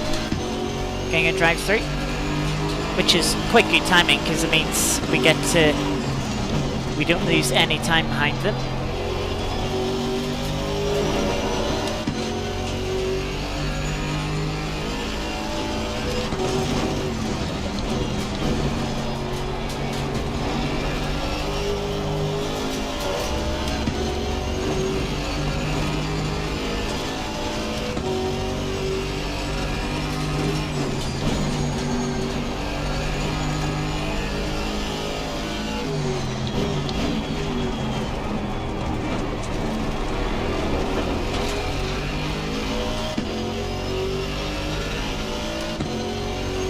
Oh! The Alpine in front is a drive-through now. That's going to give us P6.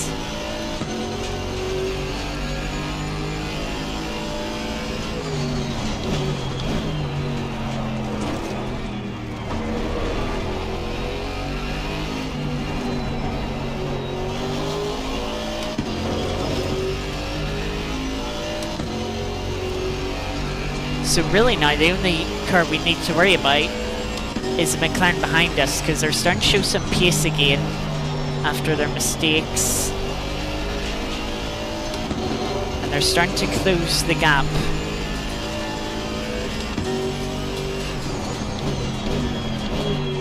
They gained 6/10 last lap. If they continued gaining at that rate, they would catch us before the end of the race.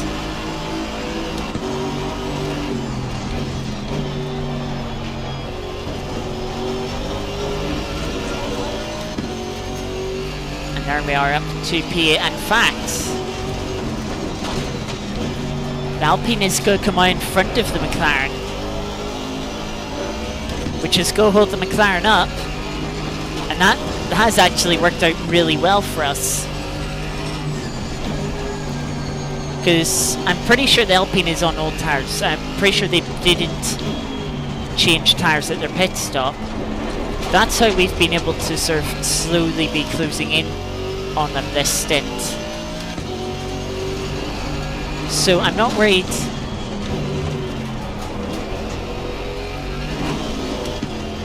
about them catching up to us. I'm more worried about the McLaren, But now the McLaren has to pass the Alpine, which will cost it a bit of time.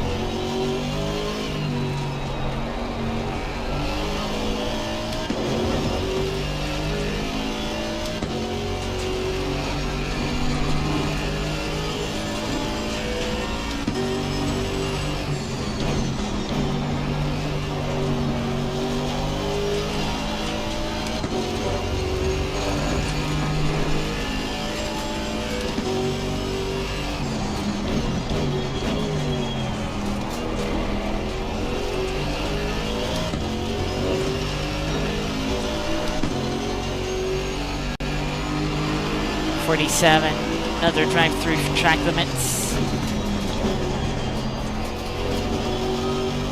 Remember, we are on our final warning, so we need to make sure we avoid getting another warning.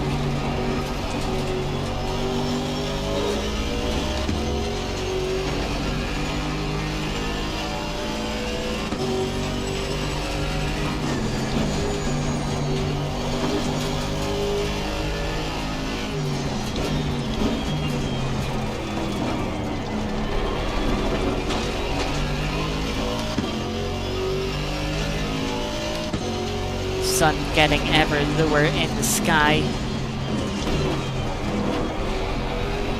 making it harder to see where that apex is, that curb on the right hand side.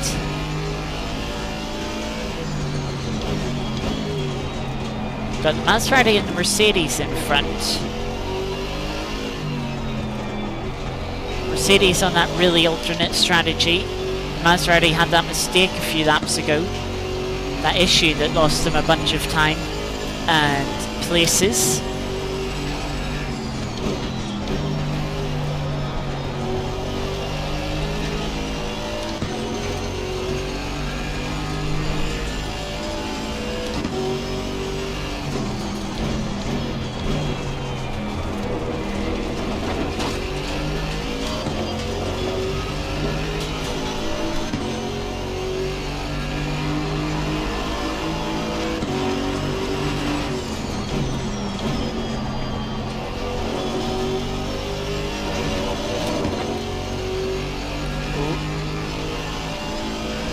McLaren and Alpine are fighting away side by side now.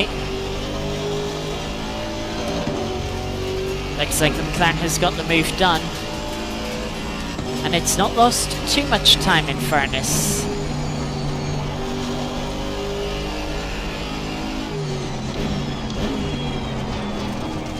But the Alpine certainly put up a bit of a fight there.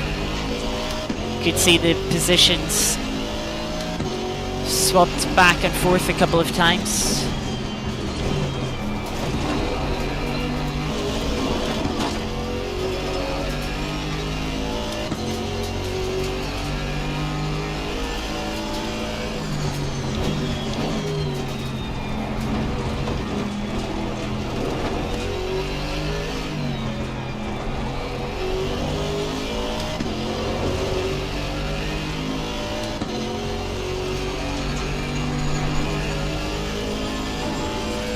Minutes left of the race.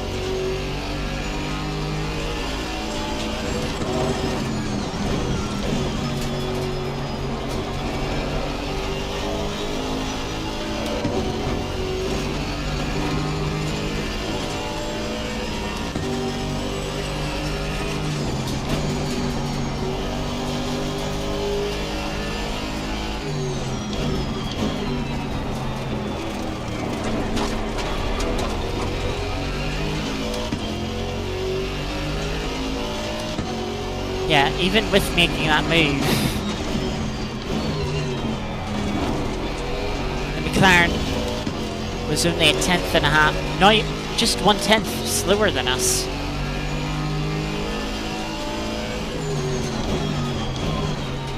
Well, never mind.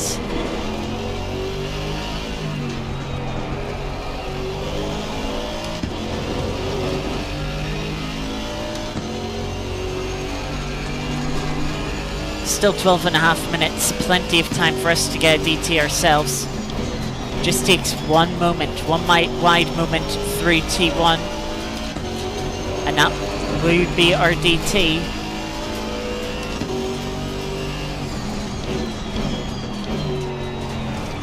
Luckily the pressure's off, we don't need to push. We can just drive comfortably home to the end, and we'll take P6. I don't care.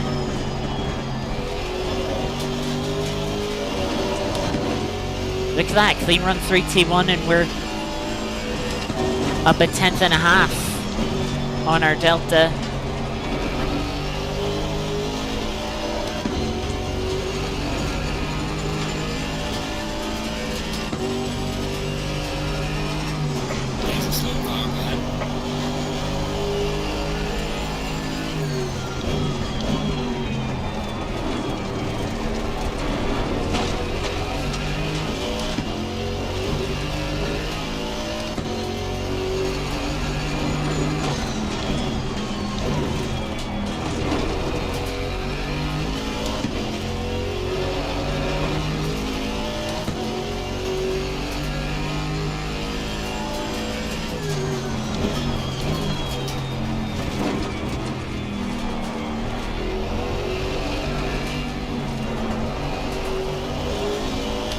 That's a messy chicane. I was a little bit worried about track limits because of course I did invalidate a lap by cutting too much of that curb in quali. And it's like, well, if you can invalidate a lap there in quali, you can get track limits there in the race.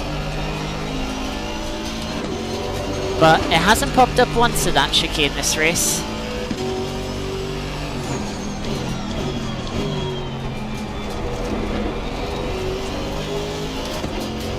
No. Which has me worried.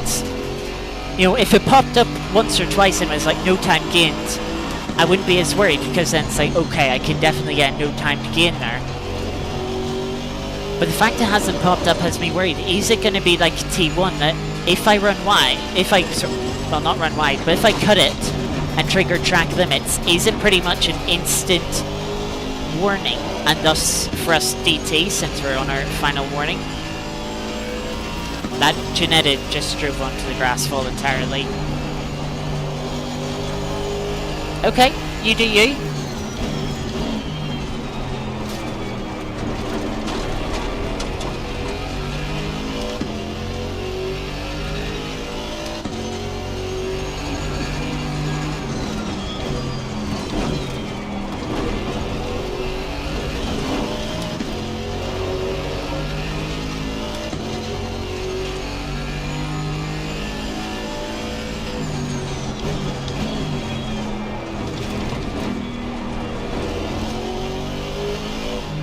Also, I'm pretty sure a few people have got warnings and even their drive-through on the first chicane. It has me a little worried on that.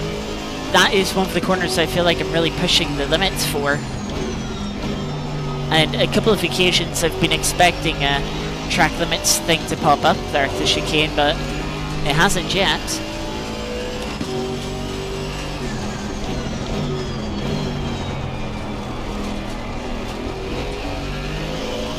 Really slow time for the Maserati in front, 150.0. Within the final 10 minutes of the race now. Front right tyre pressure, despite being the highest in the first stint, is now the lowest. Gives you an idea just how much pressure we're losing, or pressure loss we're getting from the curbs here.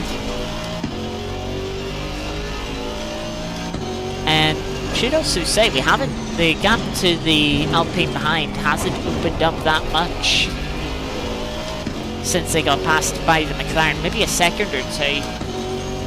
But for being on tyres that they started the race with, gap has not opened up that much.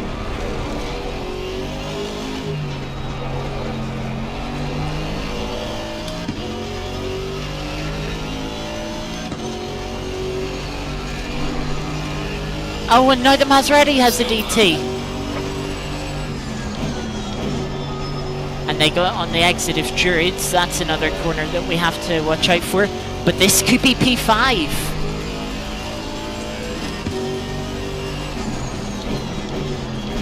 They're into the pits.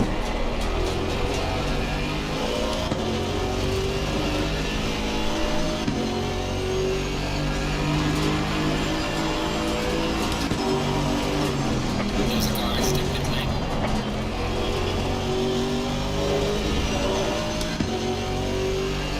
We're only in front of them by a second.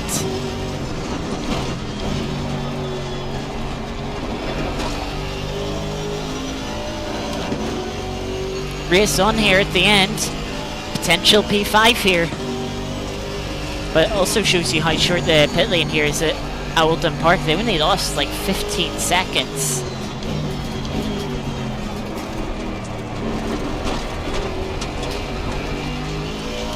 They have the fastest lap of the race.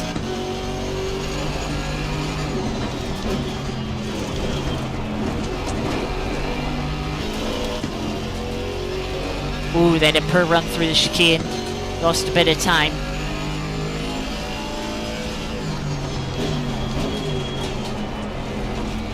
Lapped Mercedes goes straight on at the chicane.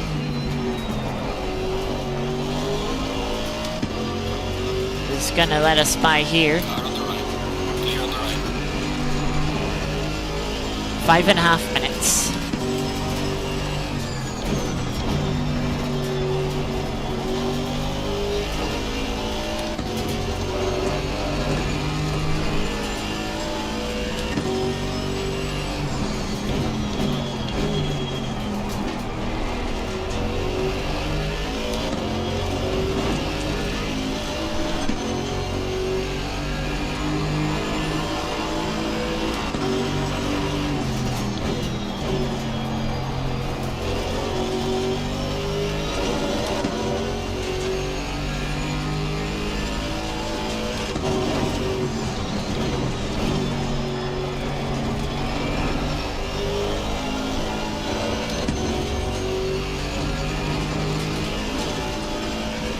I want to say 4 more laps. I hope it's not any more than 4 because I only have 4 more laps of fuel. I mean, it can't be more than 4. There's less than 4.5 minutes to go and the leader's just coming up to the line now.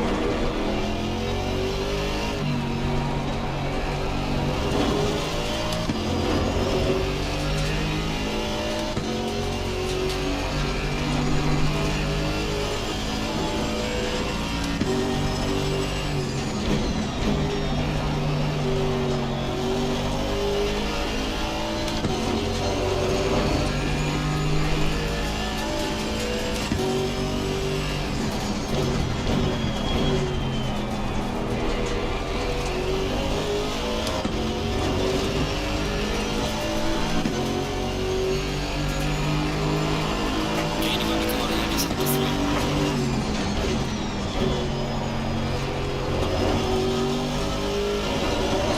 Car on the right. Porsche's going to let us through generously. But the Maserati lapped in the 42's last lap. It's still got pace. And it's not going to give up this P5 so easily.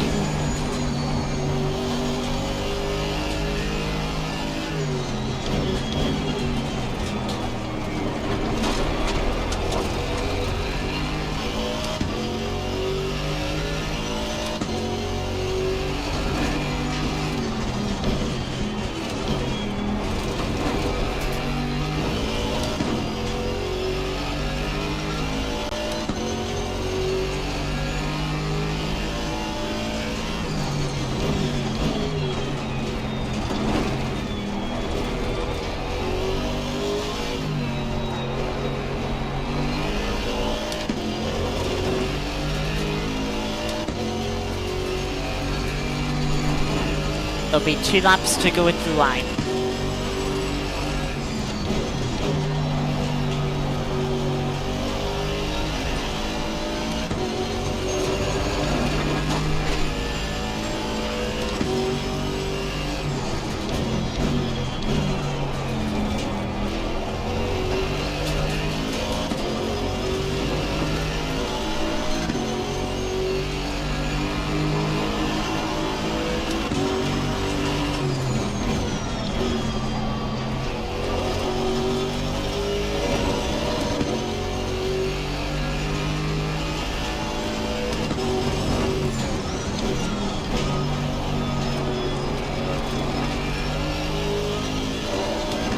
It really is golden hour to end this race.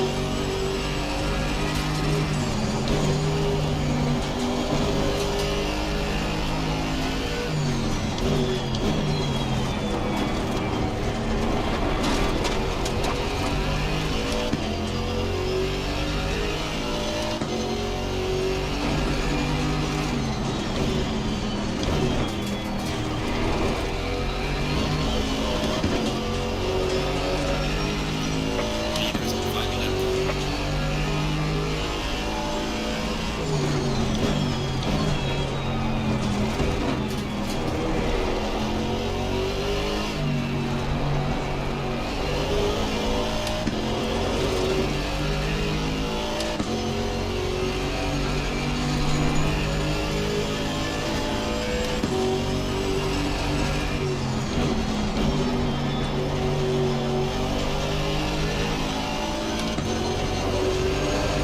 Maserati's closing up.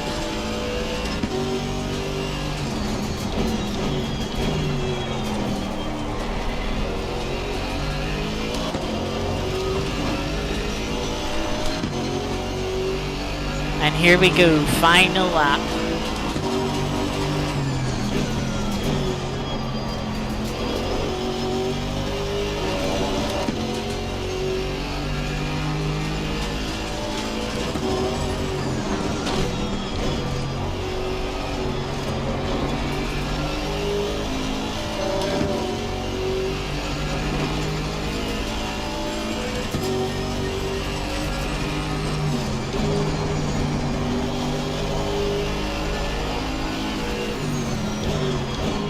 Car on the left. Me on the left. Maserati seems to have more grip than us, more confidence.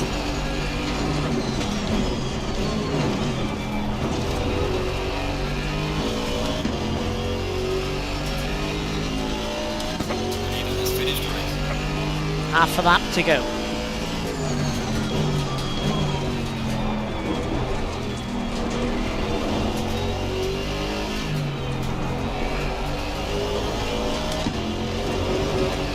Maserati's dropped back a few car lengths, which could see us home to the finish.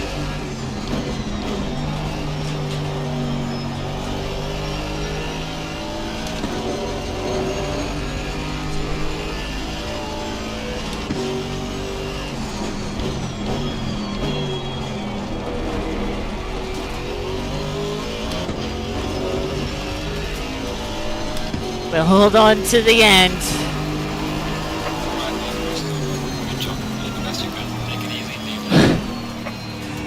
P5. That did not feel deserved. That did not feel deserved.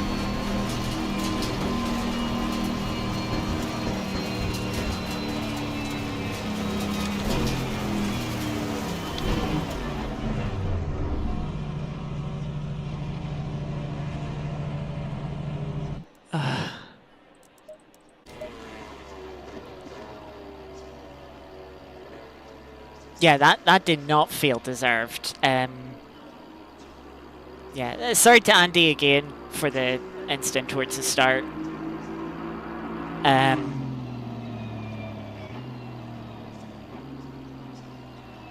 But yeah, that was my mistake, and that I would say was probably my only mistake. Well, apart from small little errors. Thank you, Ben. Yeah, but then just got those track limits served towards the end of the first hour and had me a little bit worried. But yeah, we kept it on, kept smooth, and yeah, everyone around us Green light, show them what you got. made mistakes.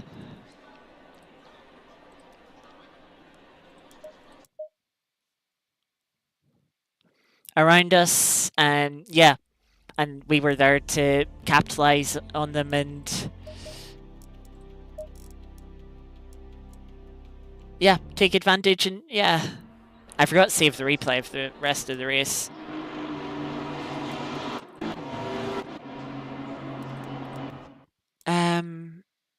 But yeah, that I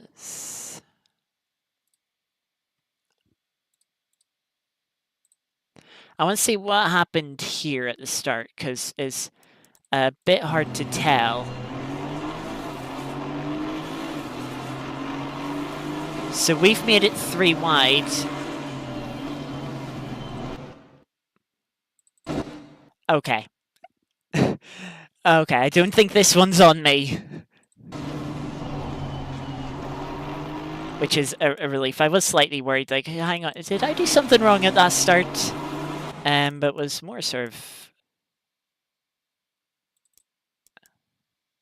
Alright, OBS just disconnected temporarily, so apologies for that. But yeah, I was a little bit worried because it's like, I'm the one that's aggressively made it 3 wide. I'm the one that's taken the risk here. But I wasn't too aggressive on the brakes into T1. I tried to leave... I left plenty of room. Johnny's just not sticking to the inside line and half spins him. Luckily he gets going without reaching the wall. Shame for the Mercedes as well, here on the outside. Oh, this is the 68 Mercedes we were fighting later on in the race.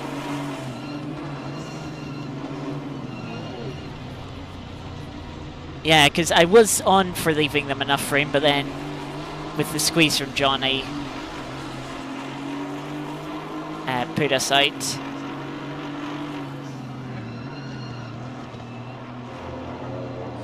Ooh, that was very close there. Mark nearly got the back of the Ginetta. Oh, let's go for it. But 18th. I gotta say, good recovery drive from this Mercedes. Ooh, get past that Porsche. Like, I want to see, right? Let me see.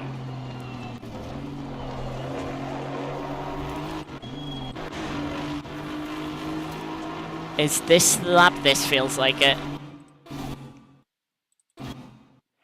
Yeah, there was a car's width here. I just slightly misjudged it. I'm getting onto the grass. Like, at this point, the car's just sliding. It's on the ABS, not slowing down. You know, entirely on me. I'm really sorry for that.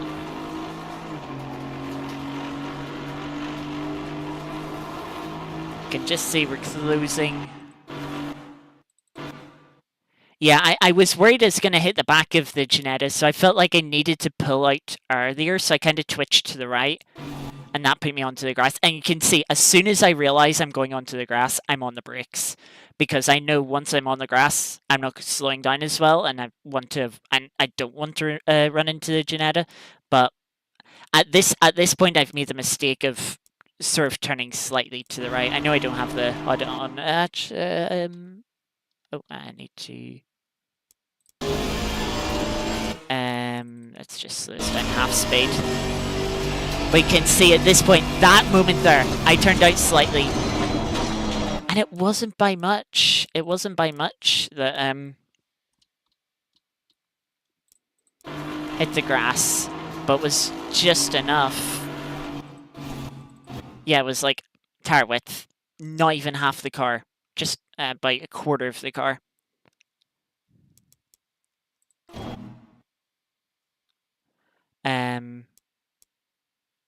So yeah.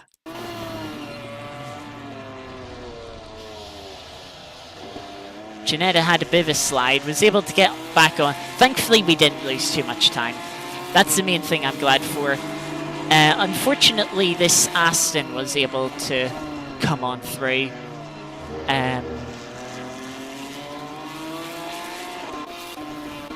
But then was it the next lap? The Aston made a mistake. There's another Mercedes off. Yeah, and then less than one lap later, the Aston made the mistake. So it was just really the time loss. It was in like 3 or 4 seconds. A little bit of damage. What we had about 5-6 seconds of damage, which wouldn't have been too much. Yeah, that was. Yeah, I'm still surprised. I suppose the Mercedes isn't too far behind us at this point. Yeah, that sort of allowed the Mercedes to catch up, and then as I was still behind the Ginetta, trying to get past again and do it properly. I do want to look at the pass itself, though.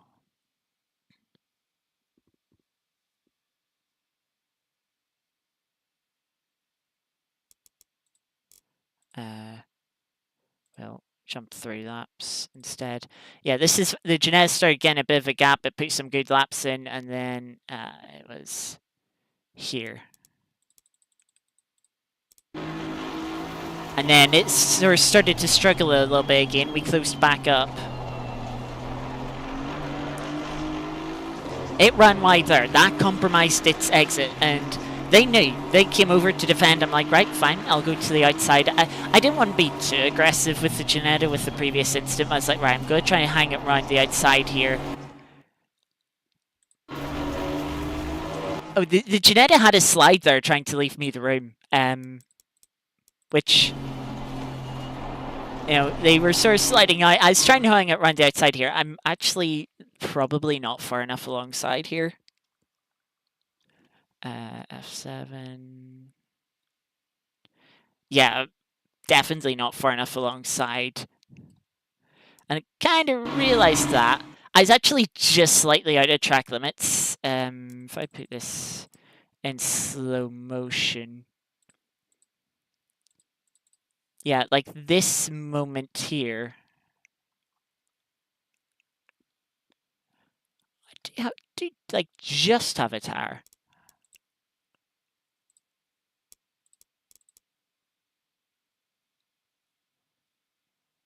Whew. The game gave me a no time gained for that, but I was technically slightly on that white line. The game was not giving me any leeway for being off track there. And yeah, the Ginetta had a little bit of a slide trying to leave the room, which I respect. They didn't have to. I wasn't far enough alongside. And after the earlier instance, they had no reason to be sort of extra respectful. They could have easily squeezed me out there. And it's like, yeah, fair enough. The overlap wasn't there. And ultimately, this, with how it carries on towards the left-hander here, this is what cost them the position. I braked a little bit early here because I kind of wanted to have a battle here. So I did. I didn't want to get this position easily. I wanted to have a bit of a battle, so I wanted to give the Ginetta an opportunity to come back on the outside here. But ultimately, and shown by the space I left on the exit, but ultimately they sort of had a little bit of a slide.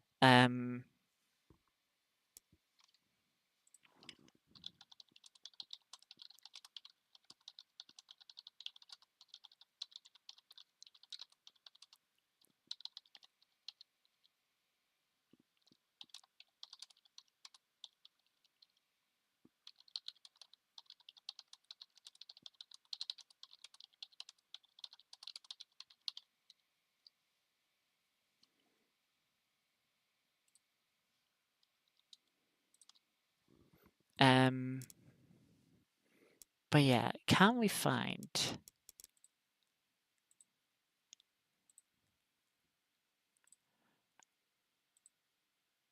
Oh, here it was. The move on this Mercedes. First, the Mercedes went wide, just about kept the car on the road there, but that lost them a bit of time. So allowed us to close closed up a bit there on the brakes, but didn't have a great run through the corner. Yeah, we lost a bit of time overall.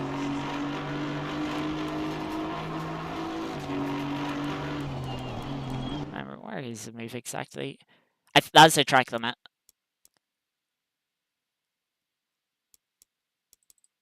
Maybe it's end of this lap. Maybe I went back one too many laps.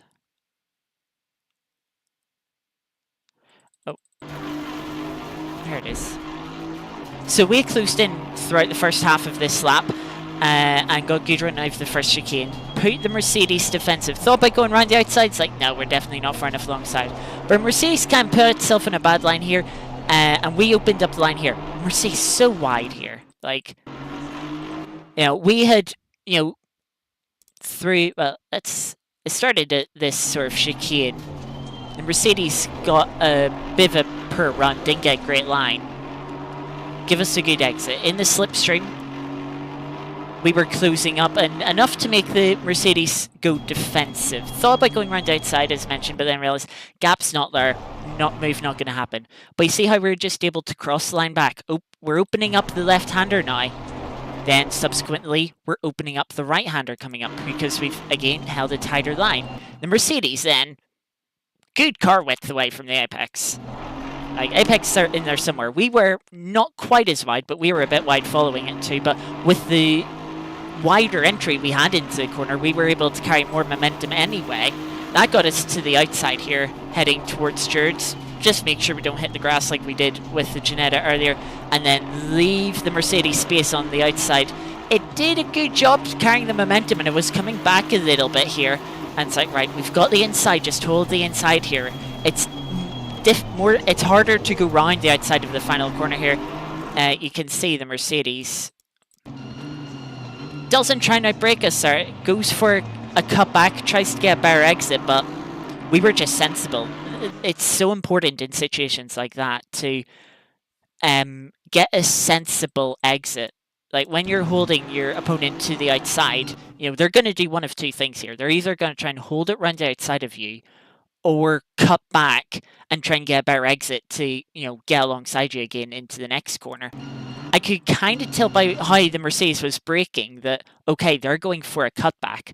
So at this point, I know in my mind, whatever I do, I need to not run wide of the apex here. Because this final corner, it's a bit tighter. It's certainly tighter than Stewards, which makes it harder to go around the outside of. You know, the slower a corner is, generally, the harder it is to go around the outside.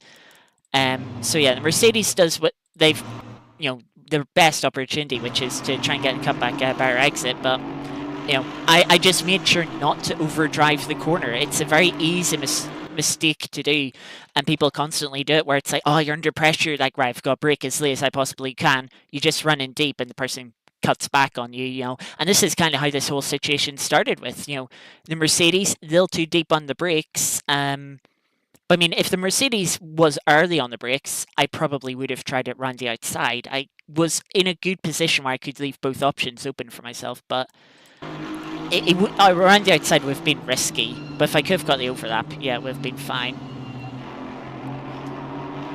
Then into T1, yeah, we've got the move done. Mercedes wasn't able to come back, and now it's on us to hold the position. And, of course, the other Mercedes, 68, who we came together with at the start of the lap, yeah, they were on the back of, to make this a 3-car train. Not much, I want to say, actually, oh, no, I don't have that part of the replay. Do I? No, I don't. Oh, wait. No, I don't, unfortunately.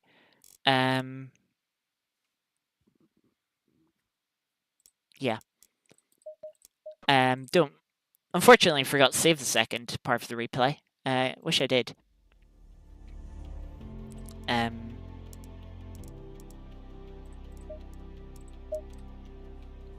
But yeah, and it would be nice to see how the 68 got the move done on the 222. That would be nice to review. But unfortunately, do not have that replay. So, as usual, we're going to end this stream off with a bit of Art of Rally, as I usually like to do. Nice relaxed way to end the stream. we will run the daily and weekly events, or online events as they're called in Art of Rally.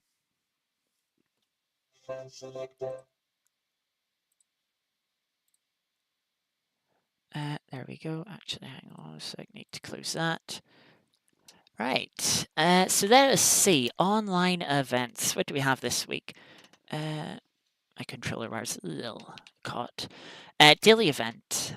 Of course, we ran this. Not yesterday, but on Wednesday. We got 47th, top 15%. That was a bit of a messy run. That wasn't so great. Monday, we got 22nd, top 5%. That was much better. So let's see what we can do tonight. Group B at Finland. 6 kilometre stage on gravel in the rain. So going to be quite slippery with quite quick cars. Oh, I can't remember what this car is. No, it's not coming to me.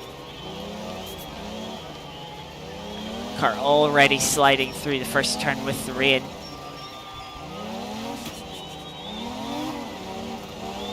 Ooh, car's quite twitchy.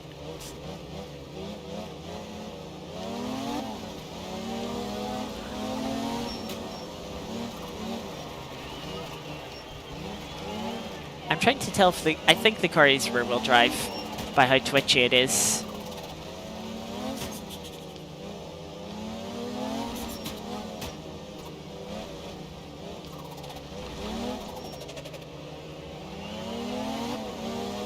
Yeah, the turbo lag of this Group B car making it very difficult. Oh, that's the tree. And the slipperiness of the rain making it very difficult to put down the power without spinning the rear wheels. The car seems to just either bog down or spin its wheels. There seems to be very little in between.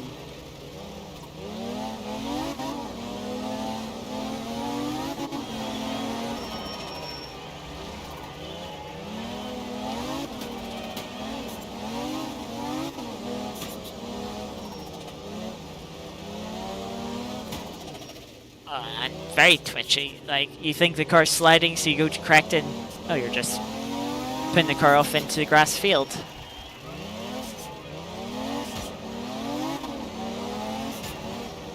Bit unpredictable.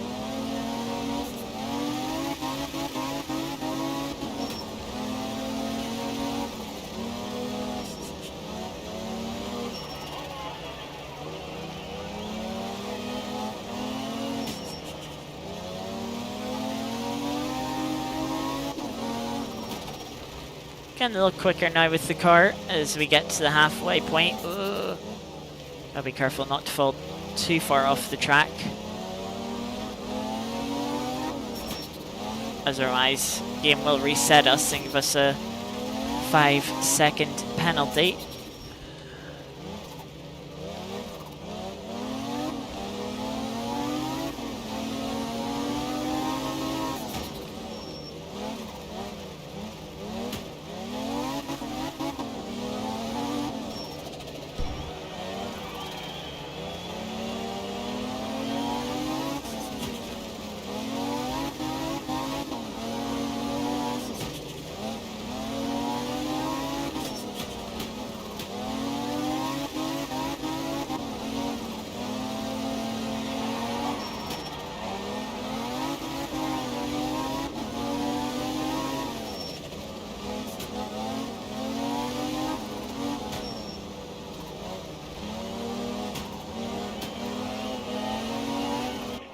There's finish 314.3. 30th, top 10%, not bad. I expected worse, to be honest. I expected worse with how messy it was in parts. But yeah, we'll do the weekly event. One moment, I just have to. I can stop that. Right, weekly event now. All right, quick look how we did previous weeks. Last week, 42nd, top 5%, not too bad. 24th week before, top 3%. That was a really good week that week. 46th previous week in top 5%, 33rd, 83rd. Yeah, that's a bit of a messy week going back to March. Let's see what we can do this week. Group B of Finland, again, starting off with the same 6 kilometer stage we did for the daily event. Good, funny coincidence. This time with a Delta.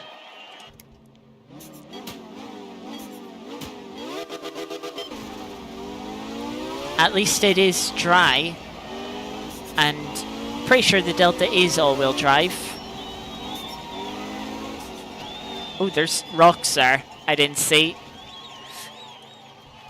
Oops. Well, that's not a good start.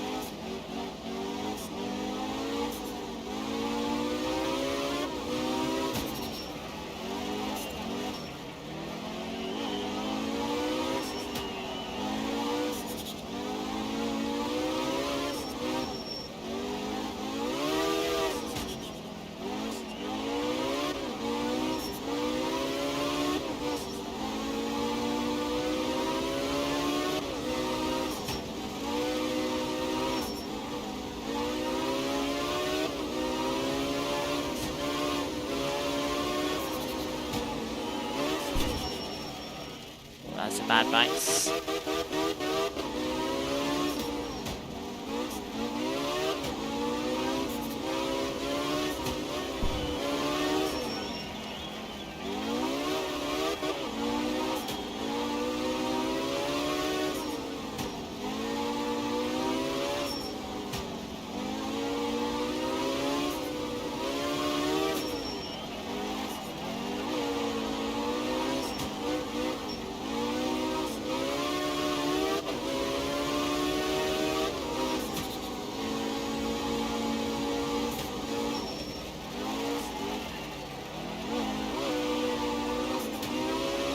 Clutch kick a bit out of the hairpin.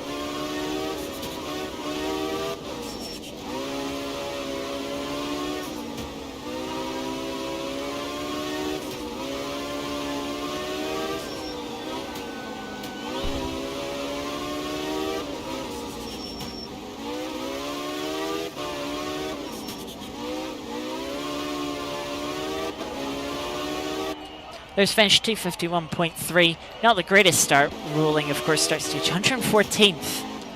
Did not think I'd be that far down. But hey, we have 3 more stages to try and claw this back. 5.1 kilometers now in the second stage.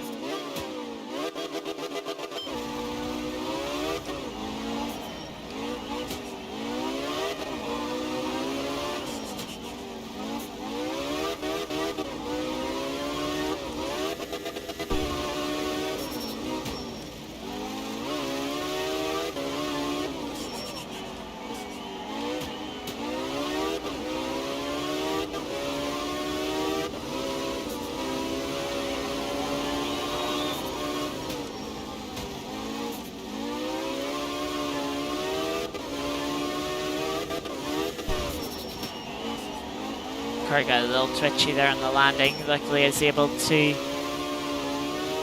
gather it back up.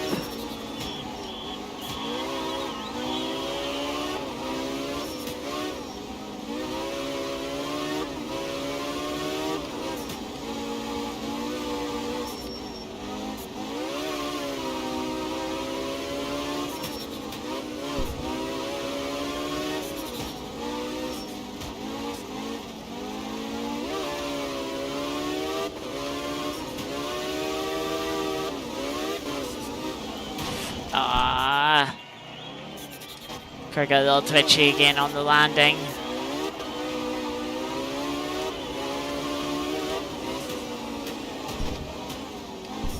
Oh, what was that landing? Car's definitely gonna have some damage after that.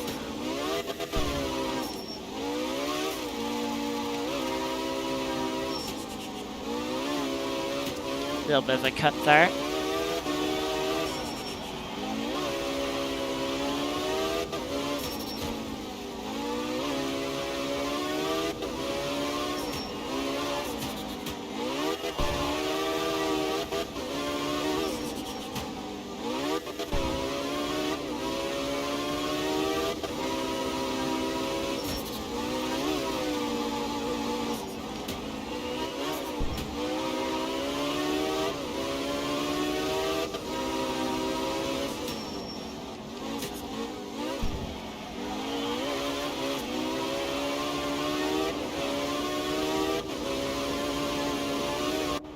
There we go, across the line.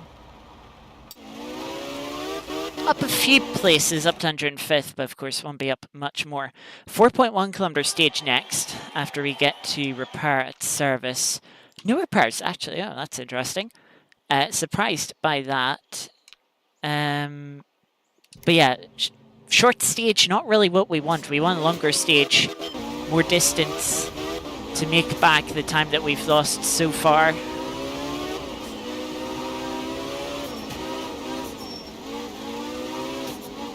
But this is quite a technical stage from memory.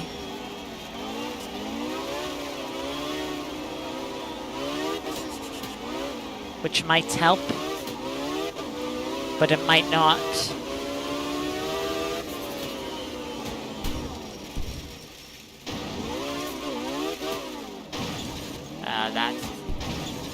That's been a complete mess. Once the car took off and I seen how it was twisting, I was like, this isn't ending well. It did not end well.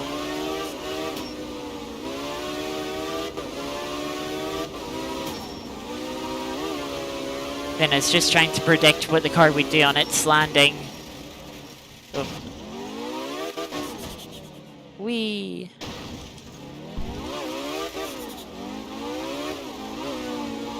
Not gonna make any positions back up at this rate.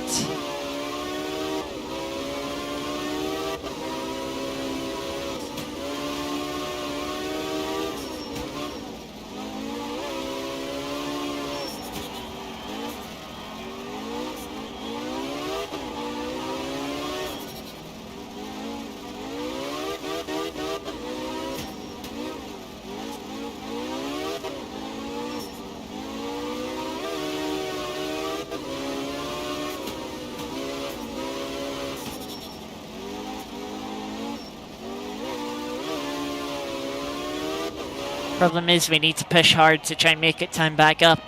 And such we're just making mistakes. Down to 137th now. And only 6 kilometers to finish off. No, like, 10 kilometer stage game. Oh, that would have been nice. Oh well. Reverse direction of the first stage and the daily stage.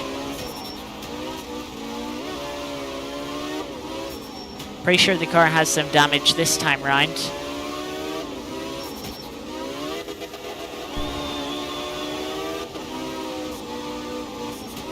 I think it's slightly out of alignment and is such not tracking quite straight.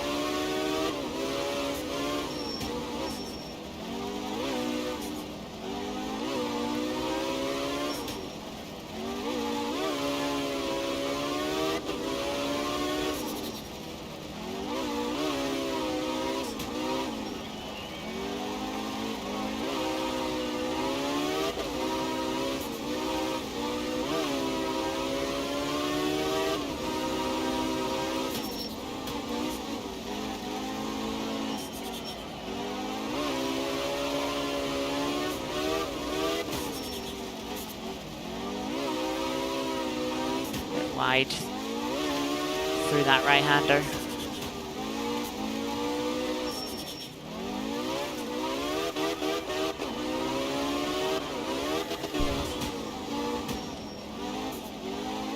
Oh, that was like perfect up against the hay bale.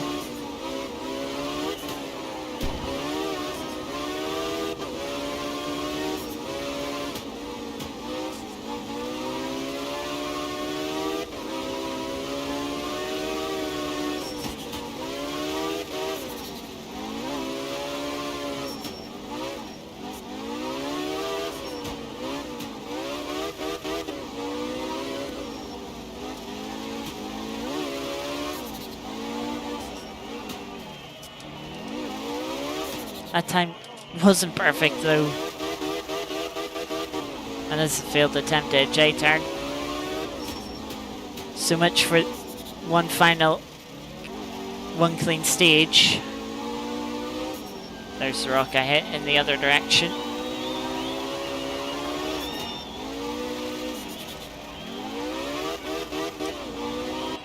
Crossline 247.3. Yeah, lost a couple of seconds at the end. 112th, top 20%. Yeah, quite disappointing, but yeah, is what it is. But yeah, that's going to do it for today's stream. Good race at Oulton Park. Didn't get a good quali in. Could have been 1-2 places higher. I mean, with that good start, 1 place higher could have been quite nice. If we were 1 place higher at the start, I think it would, with that good start, it would have avoided the lap 1 incident, or the turn 1 incident, because then we would have been on the inside and we probably wouldn't have been 3 wide. But then, yeah, I mean, that lap 1 incident, it wasn't our fault and it kind of worked in our favor. So it did. So yeah. But yeah, unfortunately, I'd rather not have an incident. Then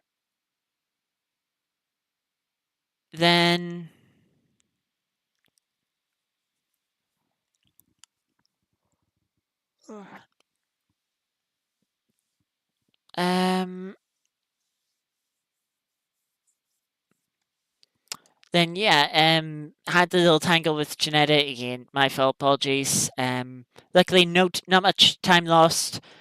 And then that's, you know, that was kind of where, you know, okay, we had the good start, got a couple of positions there, and then, you know, okay, lost a little bit with the Janetta, but then, you know, we made up next lap. From next lap, we made up a couple of positions from drivers to make a mistake. The Aston that got past a Mercedes. We eventually got past the Janetta, caught up to Mercedes, past them, got past like 3 cars from them having drive-throughs. And we ended up in 5th place despite qualifying 14th, only up to 12th on the opening lap. But, yeah, and we got past another couple of cars, I think, from mistakes.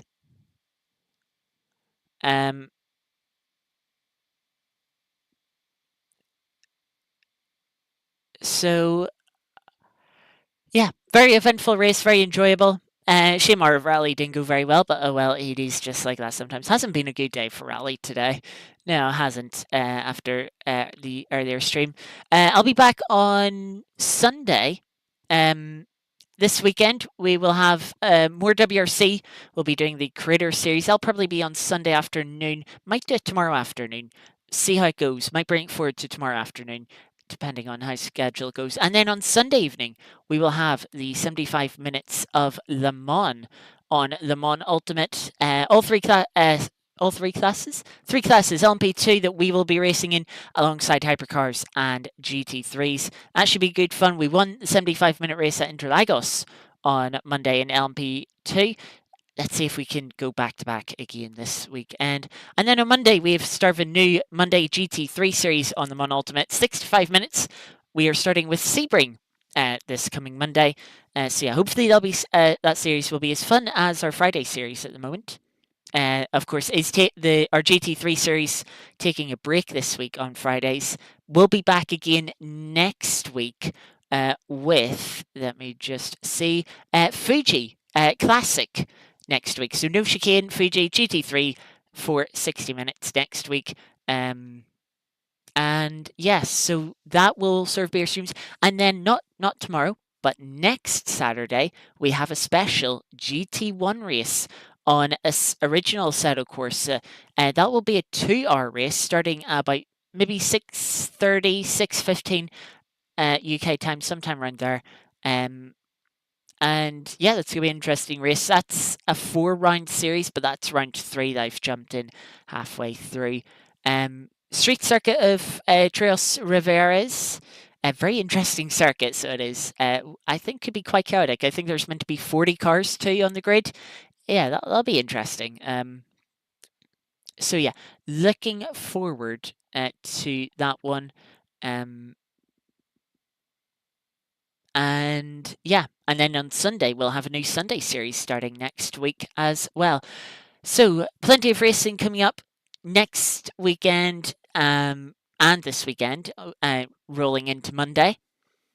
So, hopefully, we'll see some of you there for that. Thank you, Geeky. Thank you, Ben, for sticking around chatting away for a bit. Thank you to anyone else who came in, lurked for a bit. You are all appreciated. Yeah, hopefully, you all enjoyed the racing. And yeah, hopefully I'll see you for some more racing later this week. But until then, enjoy the rest of your Friday evening. Enjoy your Saturday if don't see you, or rest of your weekend if I don't see you then. But yeah, until next time again, thank you all very much for watching. I'll see you next time. Till then, take care. Bye bye.